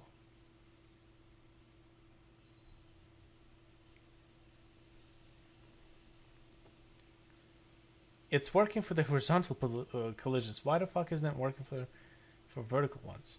Unless it's something else that's screwing me up. Unless it's something stupid like wall jumps. Anyways. Okay, once again.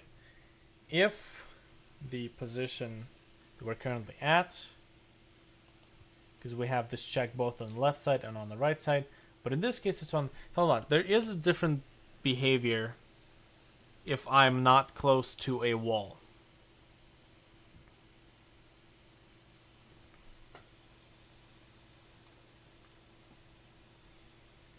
My particles do the reverse. My particles first move into the collision and then move 1 pixel in the opposite direction until the collision reverse falls. In this case, if it detects a collision, it stops moving at the speed that it's moving, and I placed the thing there, didn't I? Yes, okay. It stops, if it detects a collision into a place it's about to move into, it stops the movement and then moves 1 pixel at a time instead. And that was someone's tutorial on that I watched like fucking years ago. And it works. It's just that I have to now apply the same logic instead of place meeting to basically position meeting. But essentially I have this thing going on. If I do this, that gets stuck right there. It's like it's moving in the wrong direction.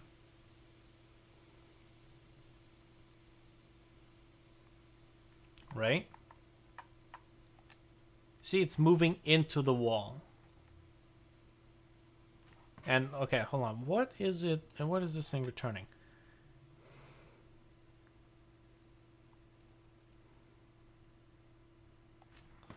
This. So before this giant thing of emptiness, which one is responsible for breaking the entire thing and returning only one type of a collision? Come on, come on. Oh, Y collision 14, it's right there. Plus 14. And that one...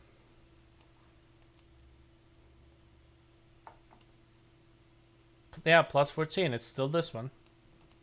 Okay.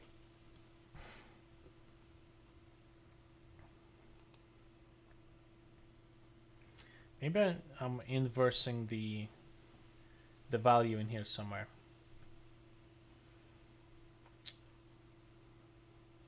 So, first of all, if we're moving upwards, this would become a negative value.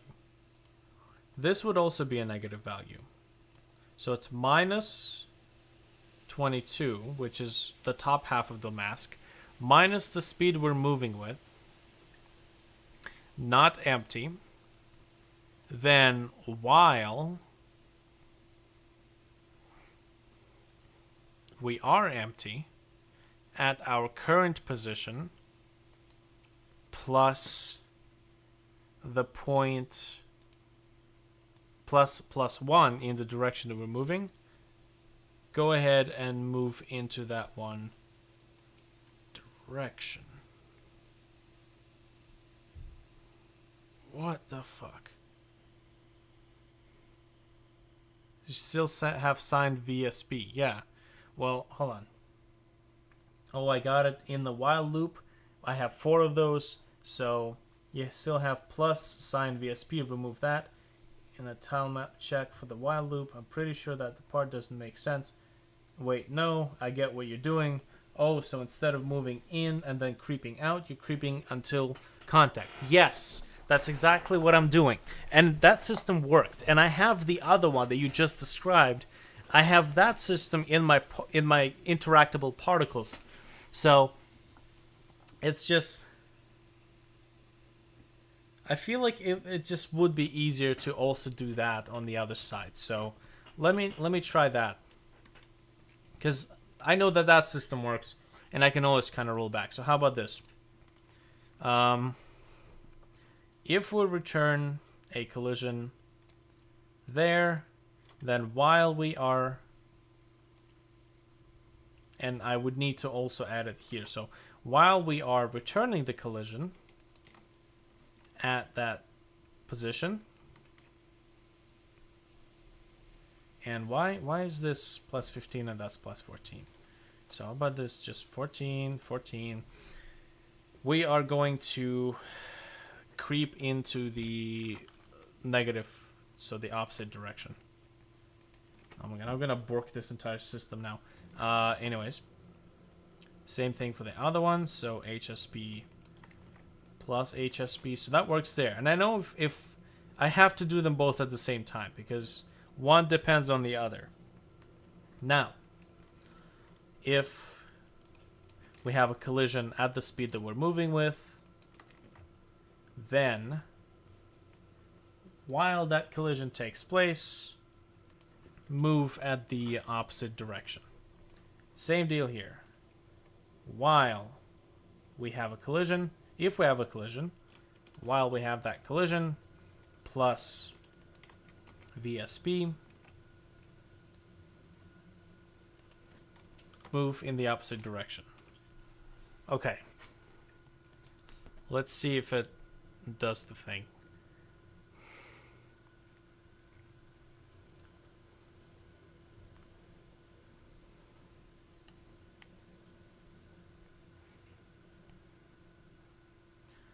There's still a bunch of stuff that I gotta do besides this.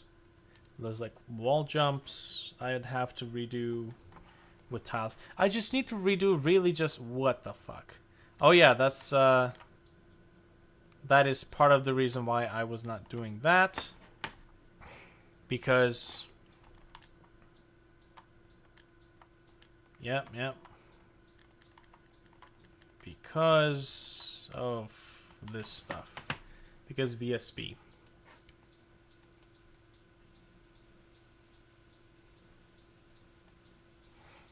I could probably actually set this inside of the loop itself. Not outside. So I really don't need VSB to... No. Hold on.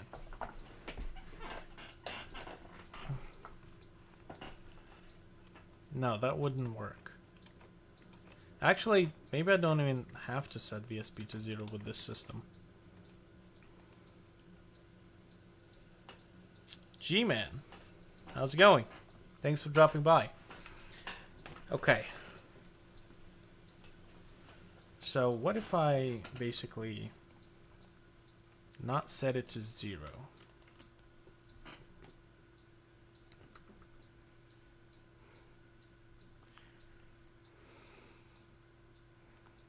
We're having a group masturbation session. And by that I mean we're stroking our brains to figure out this hard problem. Which isn't really hard. Oh my god. Oh, Jesus. Oh, that's terrible. Okay, so what the fuck? This was why I wasn't using that system, because now I have to debug why that is happening. I was closer with the other one to the solution.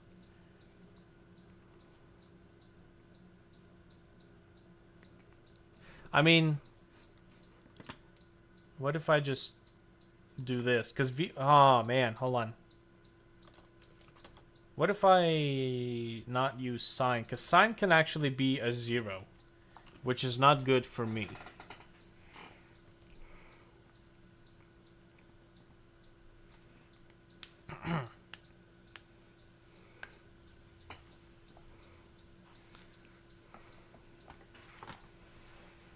I know. Also, Heartbeast has one too, but he makes like a function, and I really want to figure this out myself. Just because I know if I can do this, then I can do anything. Okay. So, basically that is happening.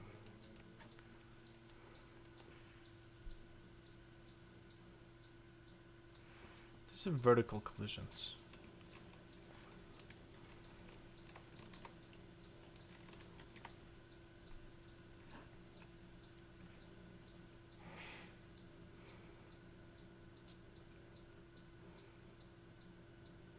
Oh, this wouldn't actually, yeah, this wouldn't actually work.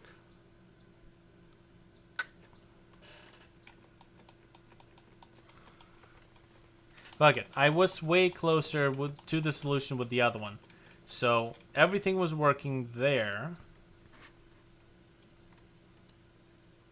So, I'll just stick to that one. And, the problem is somewhere in this thing.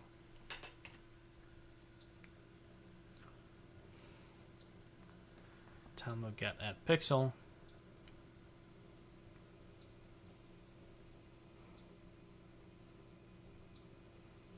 Map ID XX.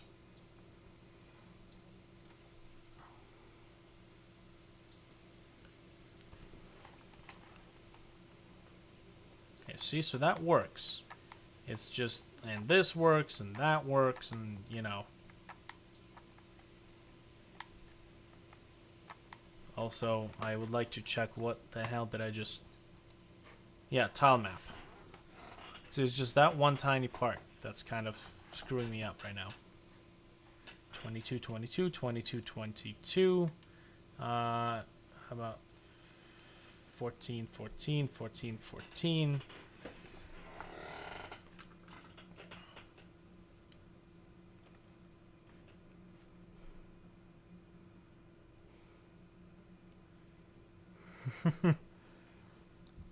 G-Man, I think that link was meant for me. Come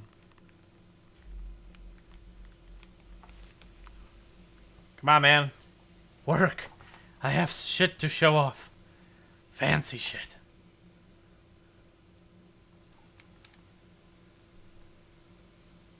Okay. So.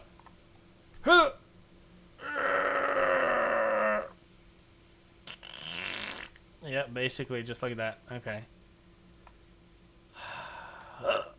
Oh. Okay, so now it's stuck in there. But that's like way away from the wall. And it uses the...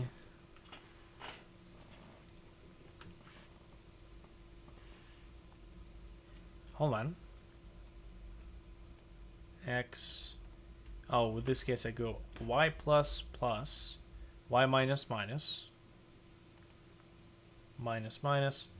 What if I go just, it's not going to matter, but just plus plus, minus, minus.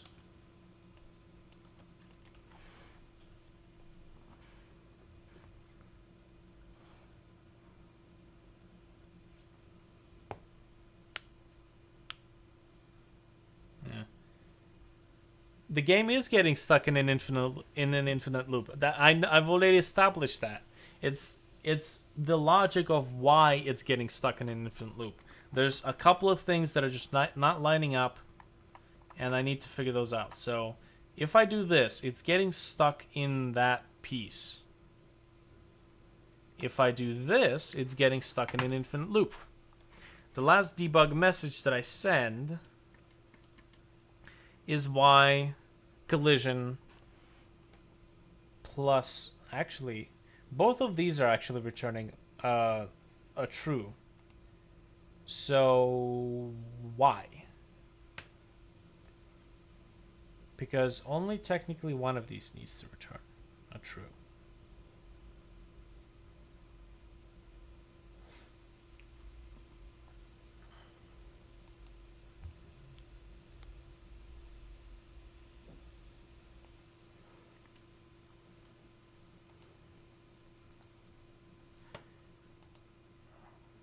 Because here's the thing, technically,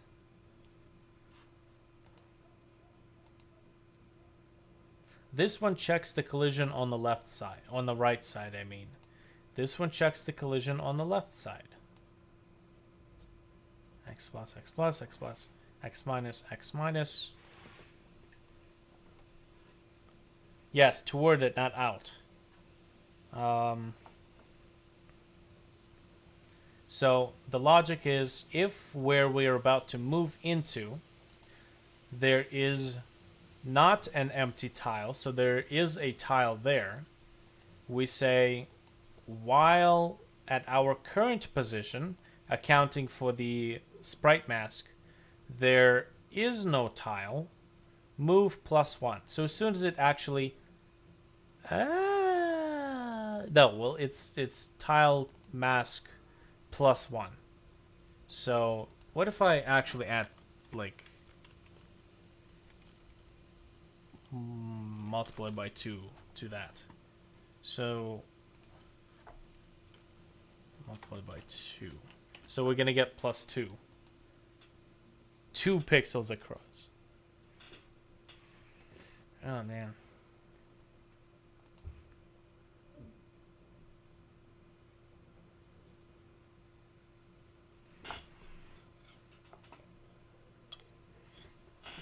So basically, here's to me trying to figure this out for the next 6 hours before Janko comes on the stream and sees that I play something outside of a loop. Okay, what do we got here? Okay. Sure. And okay, well, it's stuck there, but this...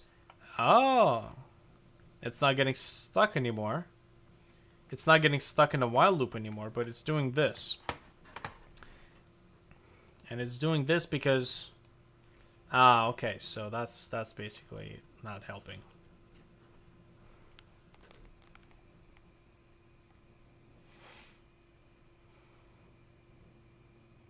What if I go...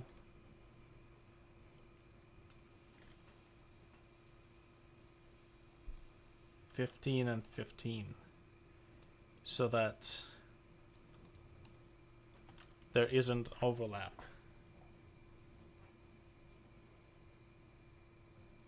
Why don't you uploaded live streams have nice thumbnails like Wolf? Because I'm not running like a 100% educational channel from which, you know, I'm expecting to get money. I'm just programming my game, and the life thing is just a side thing. Motherfucker. What the fuck?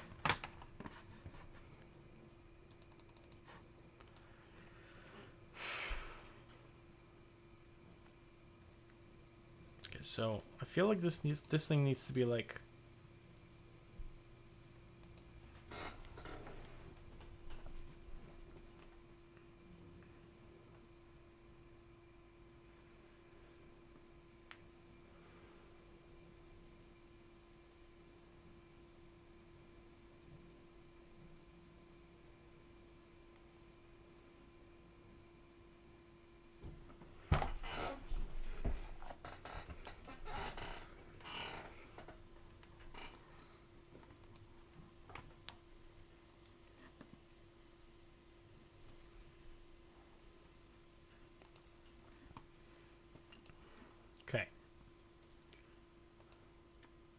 So I know the 14, 14. This is why this can't be more. This has to be like 13, 13, maybe. Less than the horizontal collisions.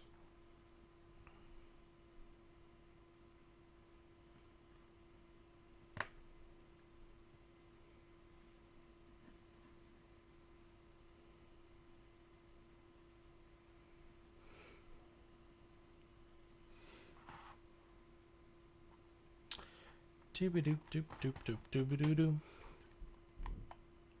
so do we have our horizontal? Yes, we do have our horizontal collisions. We don't have that stuff. Okay. Something tells me that if I disable this and instead of checking the corner, simply do the middle check, it would stop behaving like a little bitch and actually work. The problem is that there are issues with that.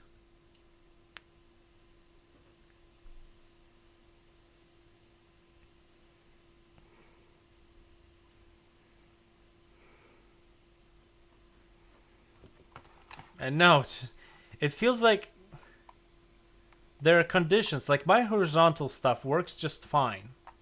It's the vertical stuff. Like right now, there. I have disabled the second while loop for Y collisions. So this thing is supposed to be working right now. No, that's the old one. What the fuck did I do with the second? Did I delete it? I think I did. Okay, fine. So let's take a look at this logically. Because now I only have just one. I just have to worry about the centerpiece. If center piece of the sprite plus the 22 pixels, these 22 pixels, the halfway point. Oh look, welcome to Windows 98, eh?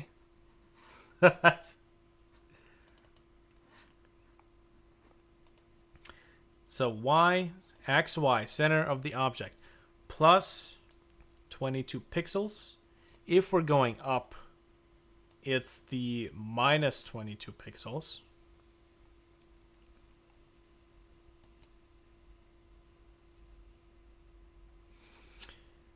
And then plus minus the negative value, or plus the negative value that we're moving in, is not returning an empty place. We are then... Oh, what the fuck? Oh, no, never mind. Weird. Not returning then while at the current position, excluding the VSP, just one single pixel ahead, we are clear. It's like it's right here. If we are clear, I know that's the kind of shit I have to deal with on a daily goddamn basis. Now watch. I have about 4 or 5 days off now. This shit will take away all of those 5 days, and I will literally have done like nothing. Speaking of which,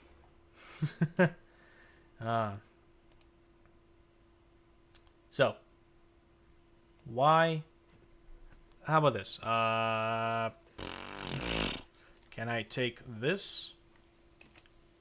And can I... Wait, what the fuck is that? No. Is this what's been causing this issue? No. Please tell me that is. Oh, please tell me I just left that piece of code there for debugging. No. No, was that it? Oh, God, no. Oh, fuck. Was it? Was it? Oh, come on, come on. No, don't tell me. No? Yes? I don't think so, no. Oh, it is. Is it? It is. The while loop was getting stuck at the draw event. I still have an issue, but at least it's not getting stuck in an infinite loop. So this is what it is. Your while loop is y plus 22 plus sine VSP. Should it not be y plus 22 multiplied by sine VSP?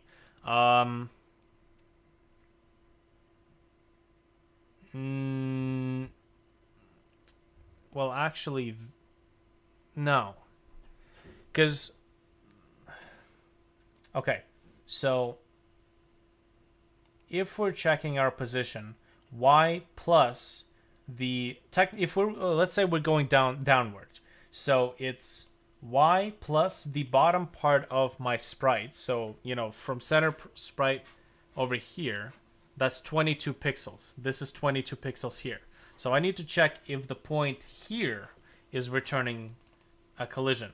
So if center sprite plus 22 pixels going down multiplied by the direction of which side, so which side are we going? So if it's a positive value, which means we're going down, it will return a 1, and this will still be a 1.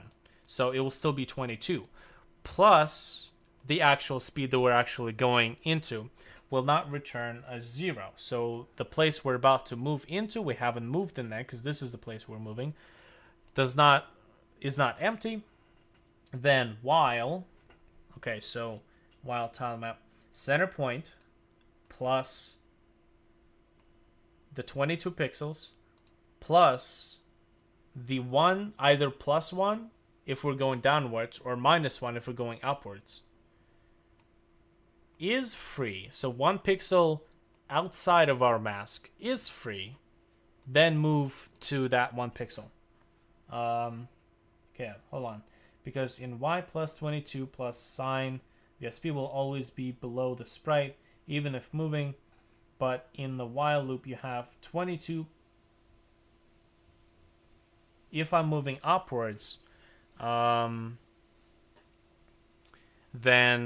it's y minus 22 minus 1. Hold on. Minus y minus... I see what you mean. But no, it's still the same. You're always checking underneath in the while loop. Yeah. So this thing right here. Just give it a try. Okay, hold on. I will laugh so hard if it actually works. So, but the whole loop you have... let's see, what was it? I'm 76% sure. Well, G-Man's collisions are working great now. I'm thinking knockback is also working. Okay, so should it not be y plus 22 in the while loop? Y plus 22. Oh, I see what you mean. I see what you mean. Yeah, that's right. Fuck me, man. And it still needs to be plus sine VSP instead of plus VSP. Shit, hold on. What am I doing here? How the fuck does this work? And this does not. So this will tell us if we're going to be checking outside of the bounds of the top of the box or the bottom of the box. And this will do the +1. Okay, so let's see if that does it. There you go. So, you got that figured out. All that bitching and moaning. And you got it to work. Brilliant. And now you get to enjoy the many, many functions that you would have otherwise not been able to enjoy if you went with physics. Okay, come on, you fat bastard. Hey! Thanks, Wolfie. Alright, so the only thing is there's just a few more caveats that I gotta figure it out, but for the most part, I can traverse the levels again. I think I just need to move this thing here. Oh yeah, that's right. So I need to copy this. I need to copy this, and now I need to do x plus 14, x plus 14, because once again I'm checking corners, minus 14, and x minus 14. Fucking hell. Let's see. Am I using 14 up here too? No, I'm using... Yes, I'm using 14. Okay. Jesus Christ. God damn this shit. Oh, man. See, it pays to live stream this stuff, because you can always get, you know, professional opinion. Let's see. Okay, so corner, stuck. So at least that stuff. All right, well, I'll figure this out in just a little bit. I think I just got to use a point that is... Let's see. I think I just got to use a point that is just smaller than this piece. It's 13, 13, 13, and 13. Because I just need to figure out the Y collisions along the Y stuff without engaging with the X bullcrap. I'll leave the X to the axis. I'll leave the Y's to the Y's.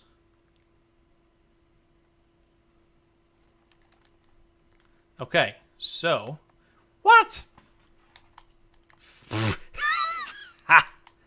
that was interesting. What if I go actually 1 over? So 15.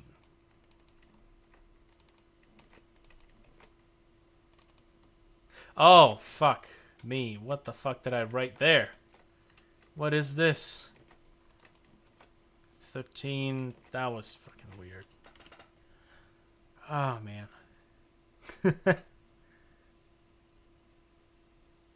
Okay, I just want to get to the good-looking stuff. I need to walk there. Because if I don't walk, then half of the stuff I want to show does not work. Okay, come on. Okay, if I have an issue here. Here we go. That's working. That's working. Is this working? Yes, except that stuff is not working. But I'll figure this out in a sec. Alright. The stuff that I wanted to show.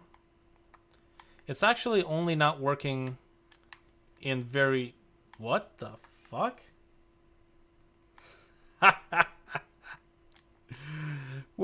I'm invincible. Fuck this shit. Let me get out of here. Oh, God. Oh, that's terrible. There's way more logic that has to go into this thing.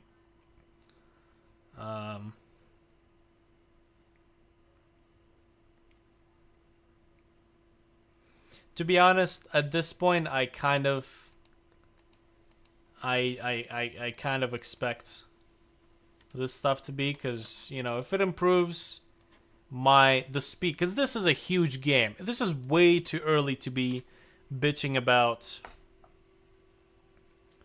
I see. Okay, that's good to know. So I'll go ahead and actually use that for the deaths. But anyways, if I was like way later in the game and I said, well, shit, now I need to move to tile-based collisions instead of instance-based collisions, then that sucked. This is why I recommend you have a separate tile map for collisions, no drawing. Well, the problem is that if I have a separate tile map, I might as well just stick to instances, because I still use the code that disables all the instances outside the view. So the player basically has nothing to do with that stuff, right?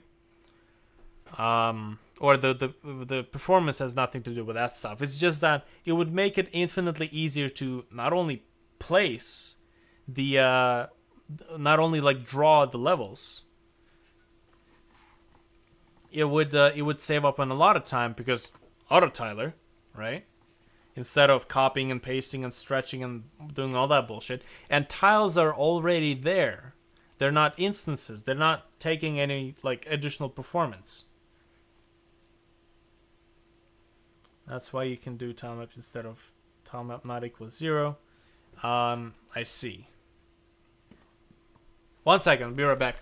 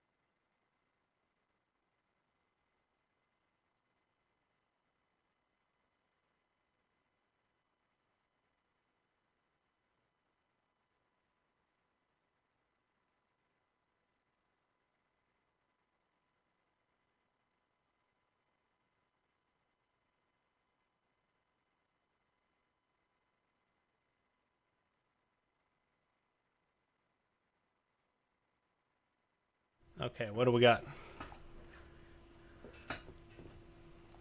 You can keep your current tiles and just remove the not 0 because 0 and -1 will register as false and all other tiles will be true. Yes, but one layer, I only have one single layer called layer main. That is the one layer where all of the players can actually jump on. These are the tiles that the players can jump on. I don't care about all the other tiles. It's just if this will return no tile, then that's free area, right? The logic is basically the same as with the instances.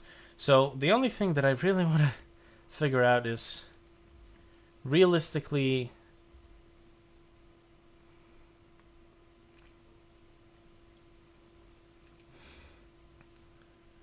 this thing. What if I set this to 15?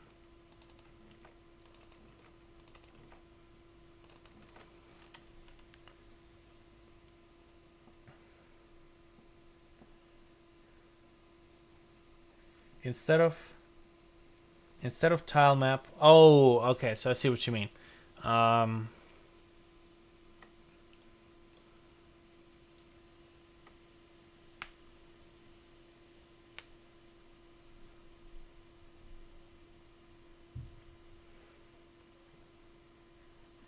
We just have, as I said, instead of tile map get at pixel 0, just do tile map. Okay, and are we talking about this stuff basically is what you're saying?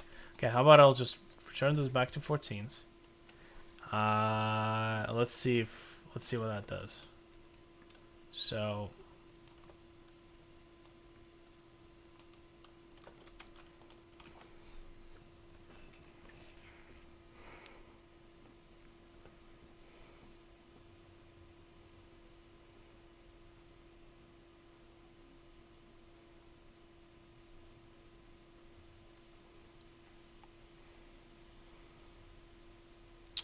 I'm kind of visualizing why I'm getting that issue with the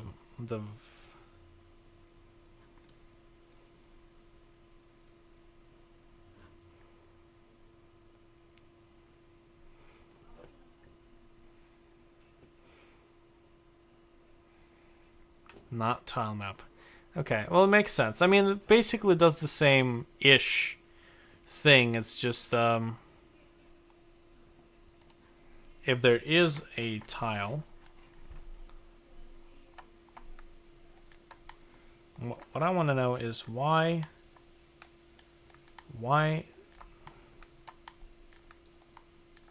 Okay. That right there.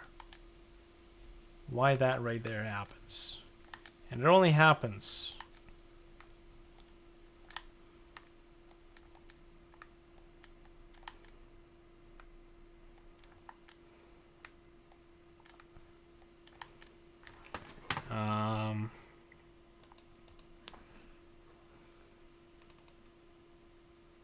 so 20 and that'll be 26. Right. Well, room bounce is a bit different. So okay, I'll figure that out. The room bounce later on. So I'll go ahead and basically do that afterwards. I just need to figure out this one last bug because the logic dictates some fucky stuff going on here. Paint. I just need to. Okay, so we've got bounding mask.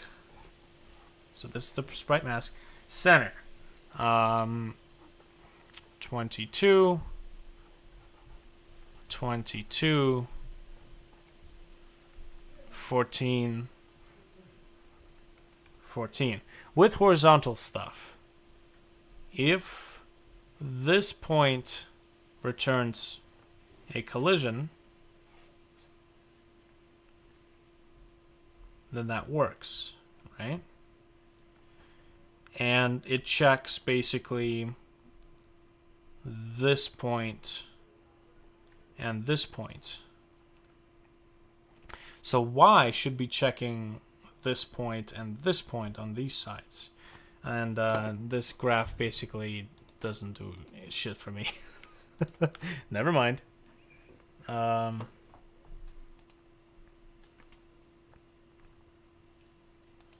I have 14, 22, 14, minus 15. I mean, this technically...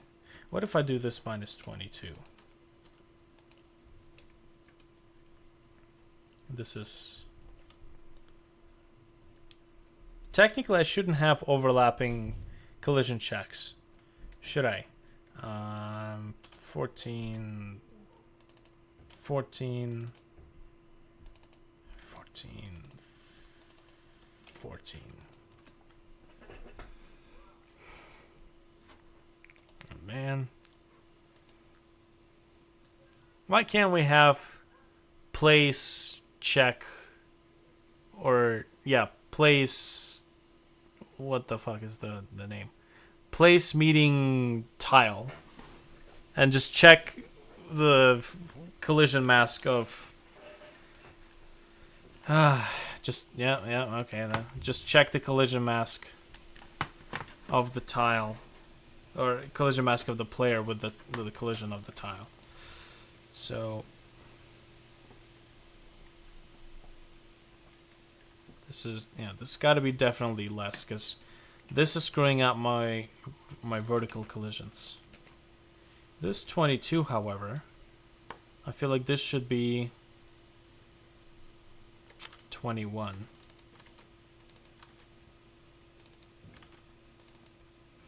If we are going both ways. 22, 22, 13, 13, 14, 14, 21, 21. Infatuated with the bounding box. So, okay, so I'm going to need to look into this bounding box business because... So bounding box will essentially return if there's a intersection with an entire array of horizontal or vertical pixels. Is that where I'm getting at? No, that's still fucked up. What the hell is wrong with that thing? You dickhead. Why does it work fine on this side, but it doesn't work fine on the other one? Hold on.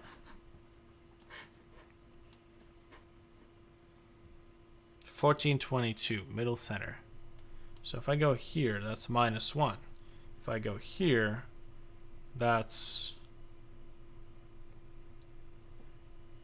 14.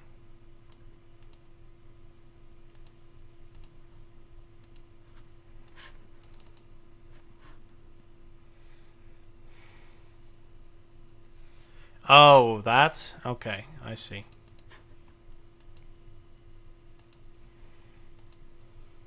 I see what it is.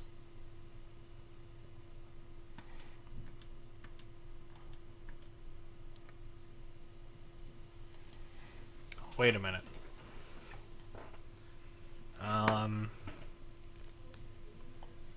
This would be bottom. Oh, no. Yeah, this would be. These are horizontal collisions. I need to go down here, actually.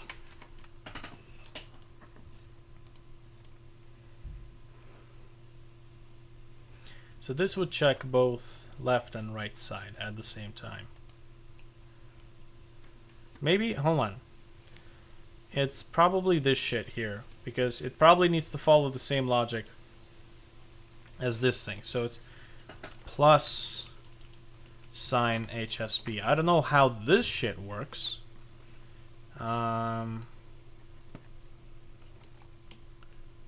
Plus sine HSP.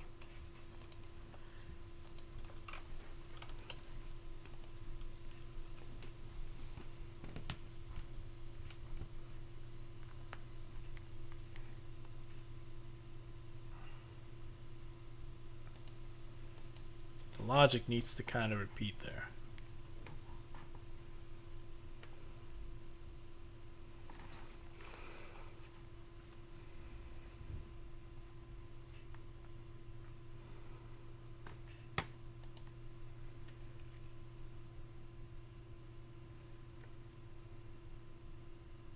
Come on. Compile, you bastard.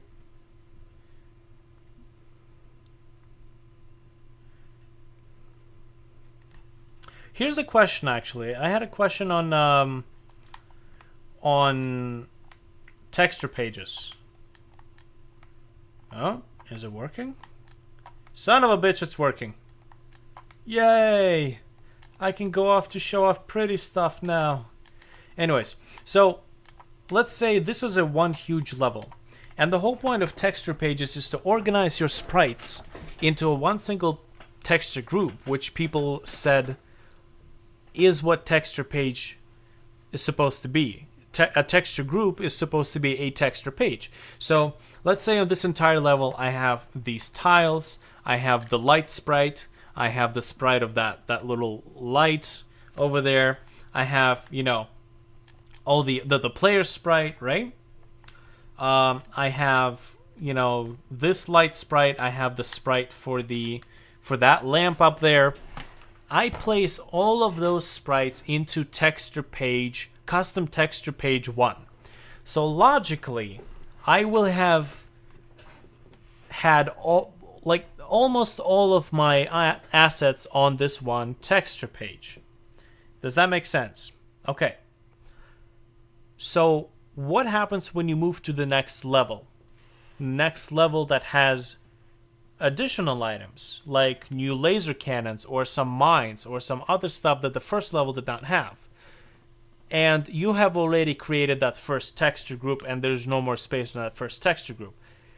The second texture group, you can't also have these sprites on the second texture group, which means that you now have increased your texture group swaps by 1. And then you proceed next level, now you have more stuff, and I'm obviously saying that that it's not the way texture group works. But what I'm saying is, if you're supposed to use texture groups in order to group some stuff, and let me actually just go ahead and do that thing that you said. Now that I figured that bullshit out.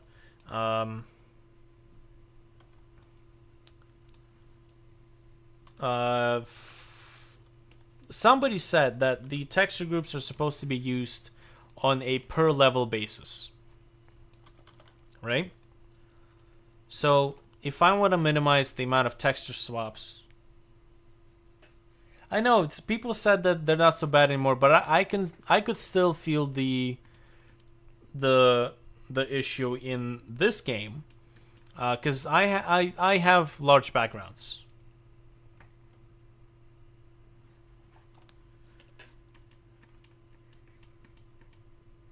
So, okay, so we put a nail in that coffin about texture pages being essentially done per level. So, I mean, when a game gets large, you're inevitably gonna get larger texture swaps. Okay, so let's say like tiles and backgrounds, right? Should technically be located together. All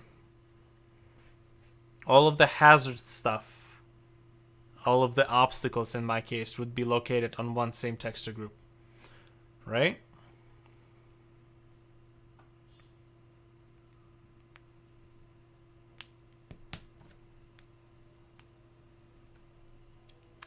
And they are drawn in that order. Okay, so that basically verifies that. Let me check if I can still die out of here. Hey, beautiful. Okay, so off to the tech demo. So this is supposed to be an ambient level. And yeah, I need to still fix the sprites, and I know. Let me just quickly. Okay, yeah, that's fine. First things first. Since GM's tutorial has led me to see the appropriate blending mode that I can use for the lighting system, I'm now only running one single surface, which means that I can actually scale my view up and down without the thing going kaput, basically. Another thing that I've added is this stuff. Whee! There's a marketplace asset called Ropes Fast, but it only made the rope react when the rope was colliding with something, not something colliding with the rope. So I'm going to be using this asset in order to create my wires and, you know, player interactable stuff. Just for the sake of, you know, just for the sake of making the world a little bit better. Whee! That's so much fun.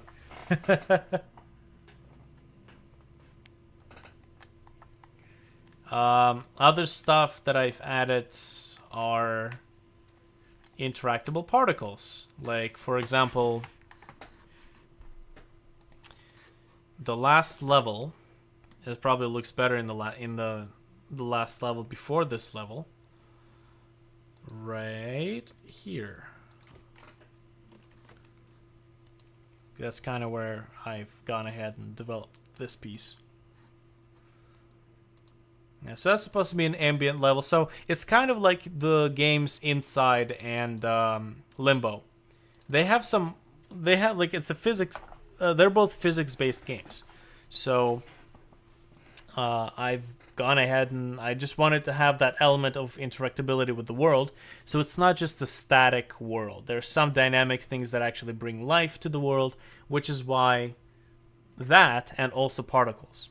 And I really didn't feel like coming up with a custom system for basically making wires, because I don't think making my wires as sprites is going to be a smart idea. So anyways, like, I have these particles, right? Which are just pretty particles. And then I've got these particles. So these suckers actually interact with the world a little bit.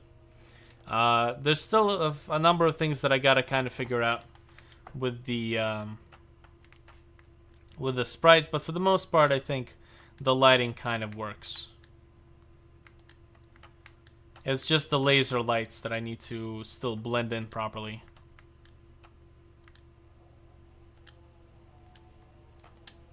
Oh, God. Ah, jeez, man. Yeah. Oh, and I can't use too many of these particles because they're really performance hungry. So just some little stuff like this. Tiny explosions. Keep it simple. Destroy them when they're not needed. Oh yeah, and I also use the same particles for the death splats. Oh man. Yep. Like it looks way better if I actually do this in co-op. Let me launch this in co-op mode. Woo!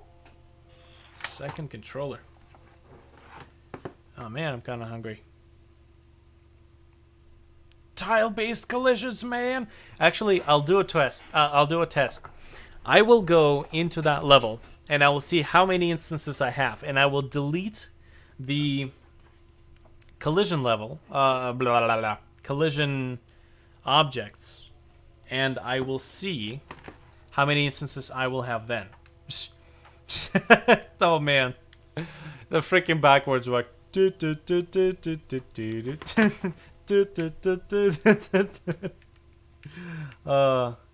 Yay, it's working. I like it. Oh, Jesus. No! Technically, there's a timer within which you have to stay alive. It's a kind of like a penalizing system. Okay. So, here, let me go back to that other level. Also, the previous level that I just showed, it's supposed to be very smoky. Because by script, there's basically a fire going on there, and you kind of got to get out. Which is why the sparks can be flying everywhere. It's all like blurry, shady, fuzzy.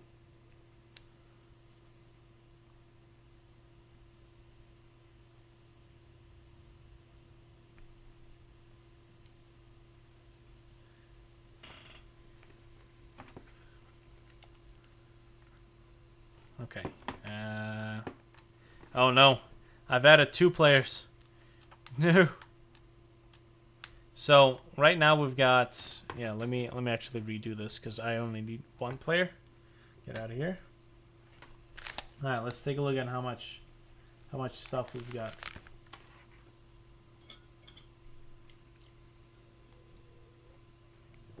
Oh man, this makes level creation so much easier now. No more instances. No more placing instances in order to figure out the level design. You can now paint that stuff on. So that's really cool. I do, however, want to figure out if there's a better blending mode for these lights, because I'm using additive lights for this stuff. So, you know, this is the brightness of the draw sprite in between the blending mode, BM additive blending mode, and BM normal. So, you know, if I want full, it kind of looks alright, but if I want just a little bit, it sort of washes out stuff and stuff behind. But, you know, there's got to be a better blending mode that will blend up with the brighter colors and not affect the darker colors as much. And I just kind of got to figure that part out. Because, for example, in this place, it would look good. And it's the next best thing that I have to normal maps, realistically.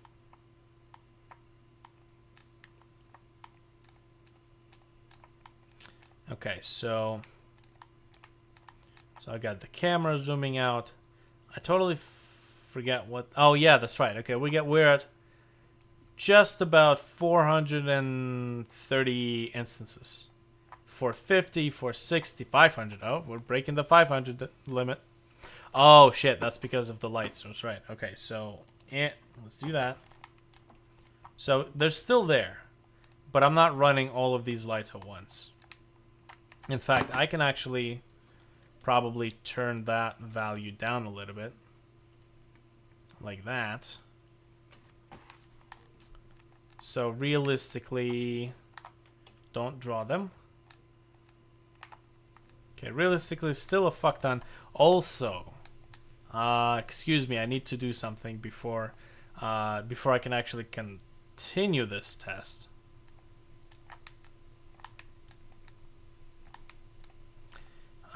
Do I have my... Yes, okay, I have my shadow nodes on, so I need to disable those. Excuse me. Oh, man. Here we go. let's get rid of this, and right at the bottom, oh, come on, and false. Okay, so now my shadow edit nodes are not going to load up, because I really don't need to load them up in the final game. Nobody's going to be editing those nodes besides myself.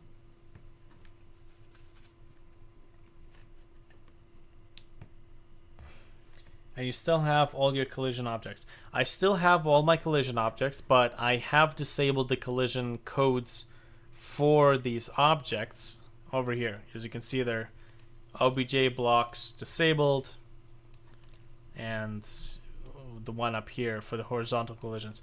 I still have them for wall jumping and whatnot, and sprite changes. So I'm gonna have to change that as well, but at least right now the movement is kind of there, and I can kind of just copy and paste this stuff for the most part. So it's not the hardest thing to do. So right now I just want to get into the heap of this level and see how many instances we have. So we're at 200 now. 250. Fuck. Whoopsie. I'm dead.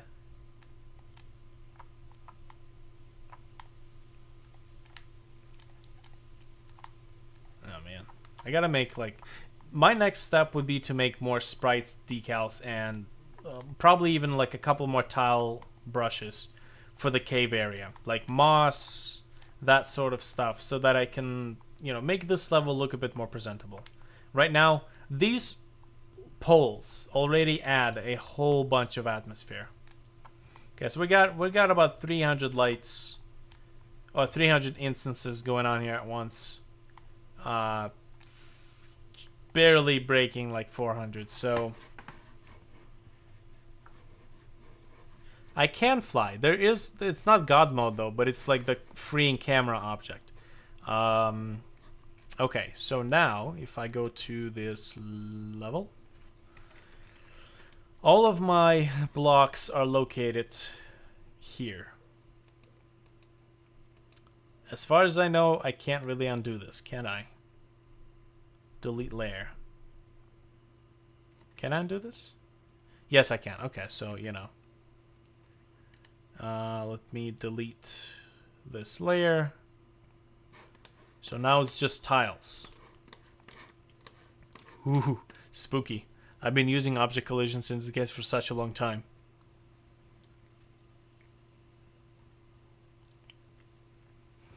Yeah, so I have this object that I can drop in, which will free the camera object from the code that binds it to the player, or that follows the player around, essentially.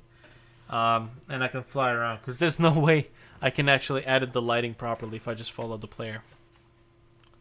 Ooh, okay. So this is what I was afraid of. My wall jumping. My wall jumping. Okay, so let's see. Basically, anything that has OBJ block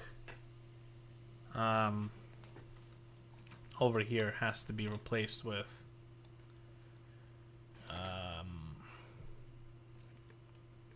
that. Oh yeah, there's a lot of shit.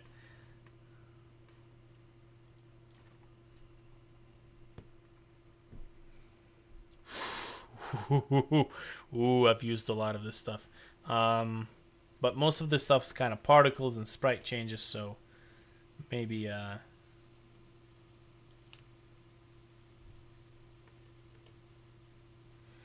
maybe not so much. Yeah, Jesus Christ. Run sprite, yeah, all of this stuff. Good thing I copied this thing, Jesus. Alright, man, well, thanks for dropping by. We'll continue this. Actually, I am going to grab a break. It's been a 3-hour live stream already. So I'm going to go grab some food because I'm mighty hungry. And I will return. Give me about like 30 minutes maybe. And I'll be back. I must eat. I am hungry. Alright. Be right back.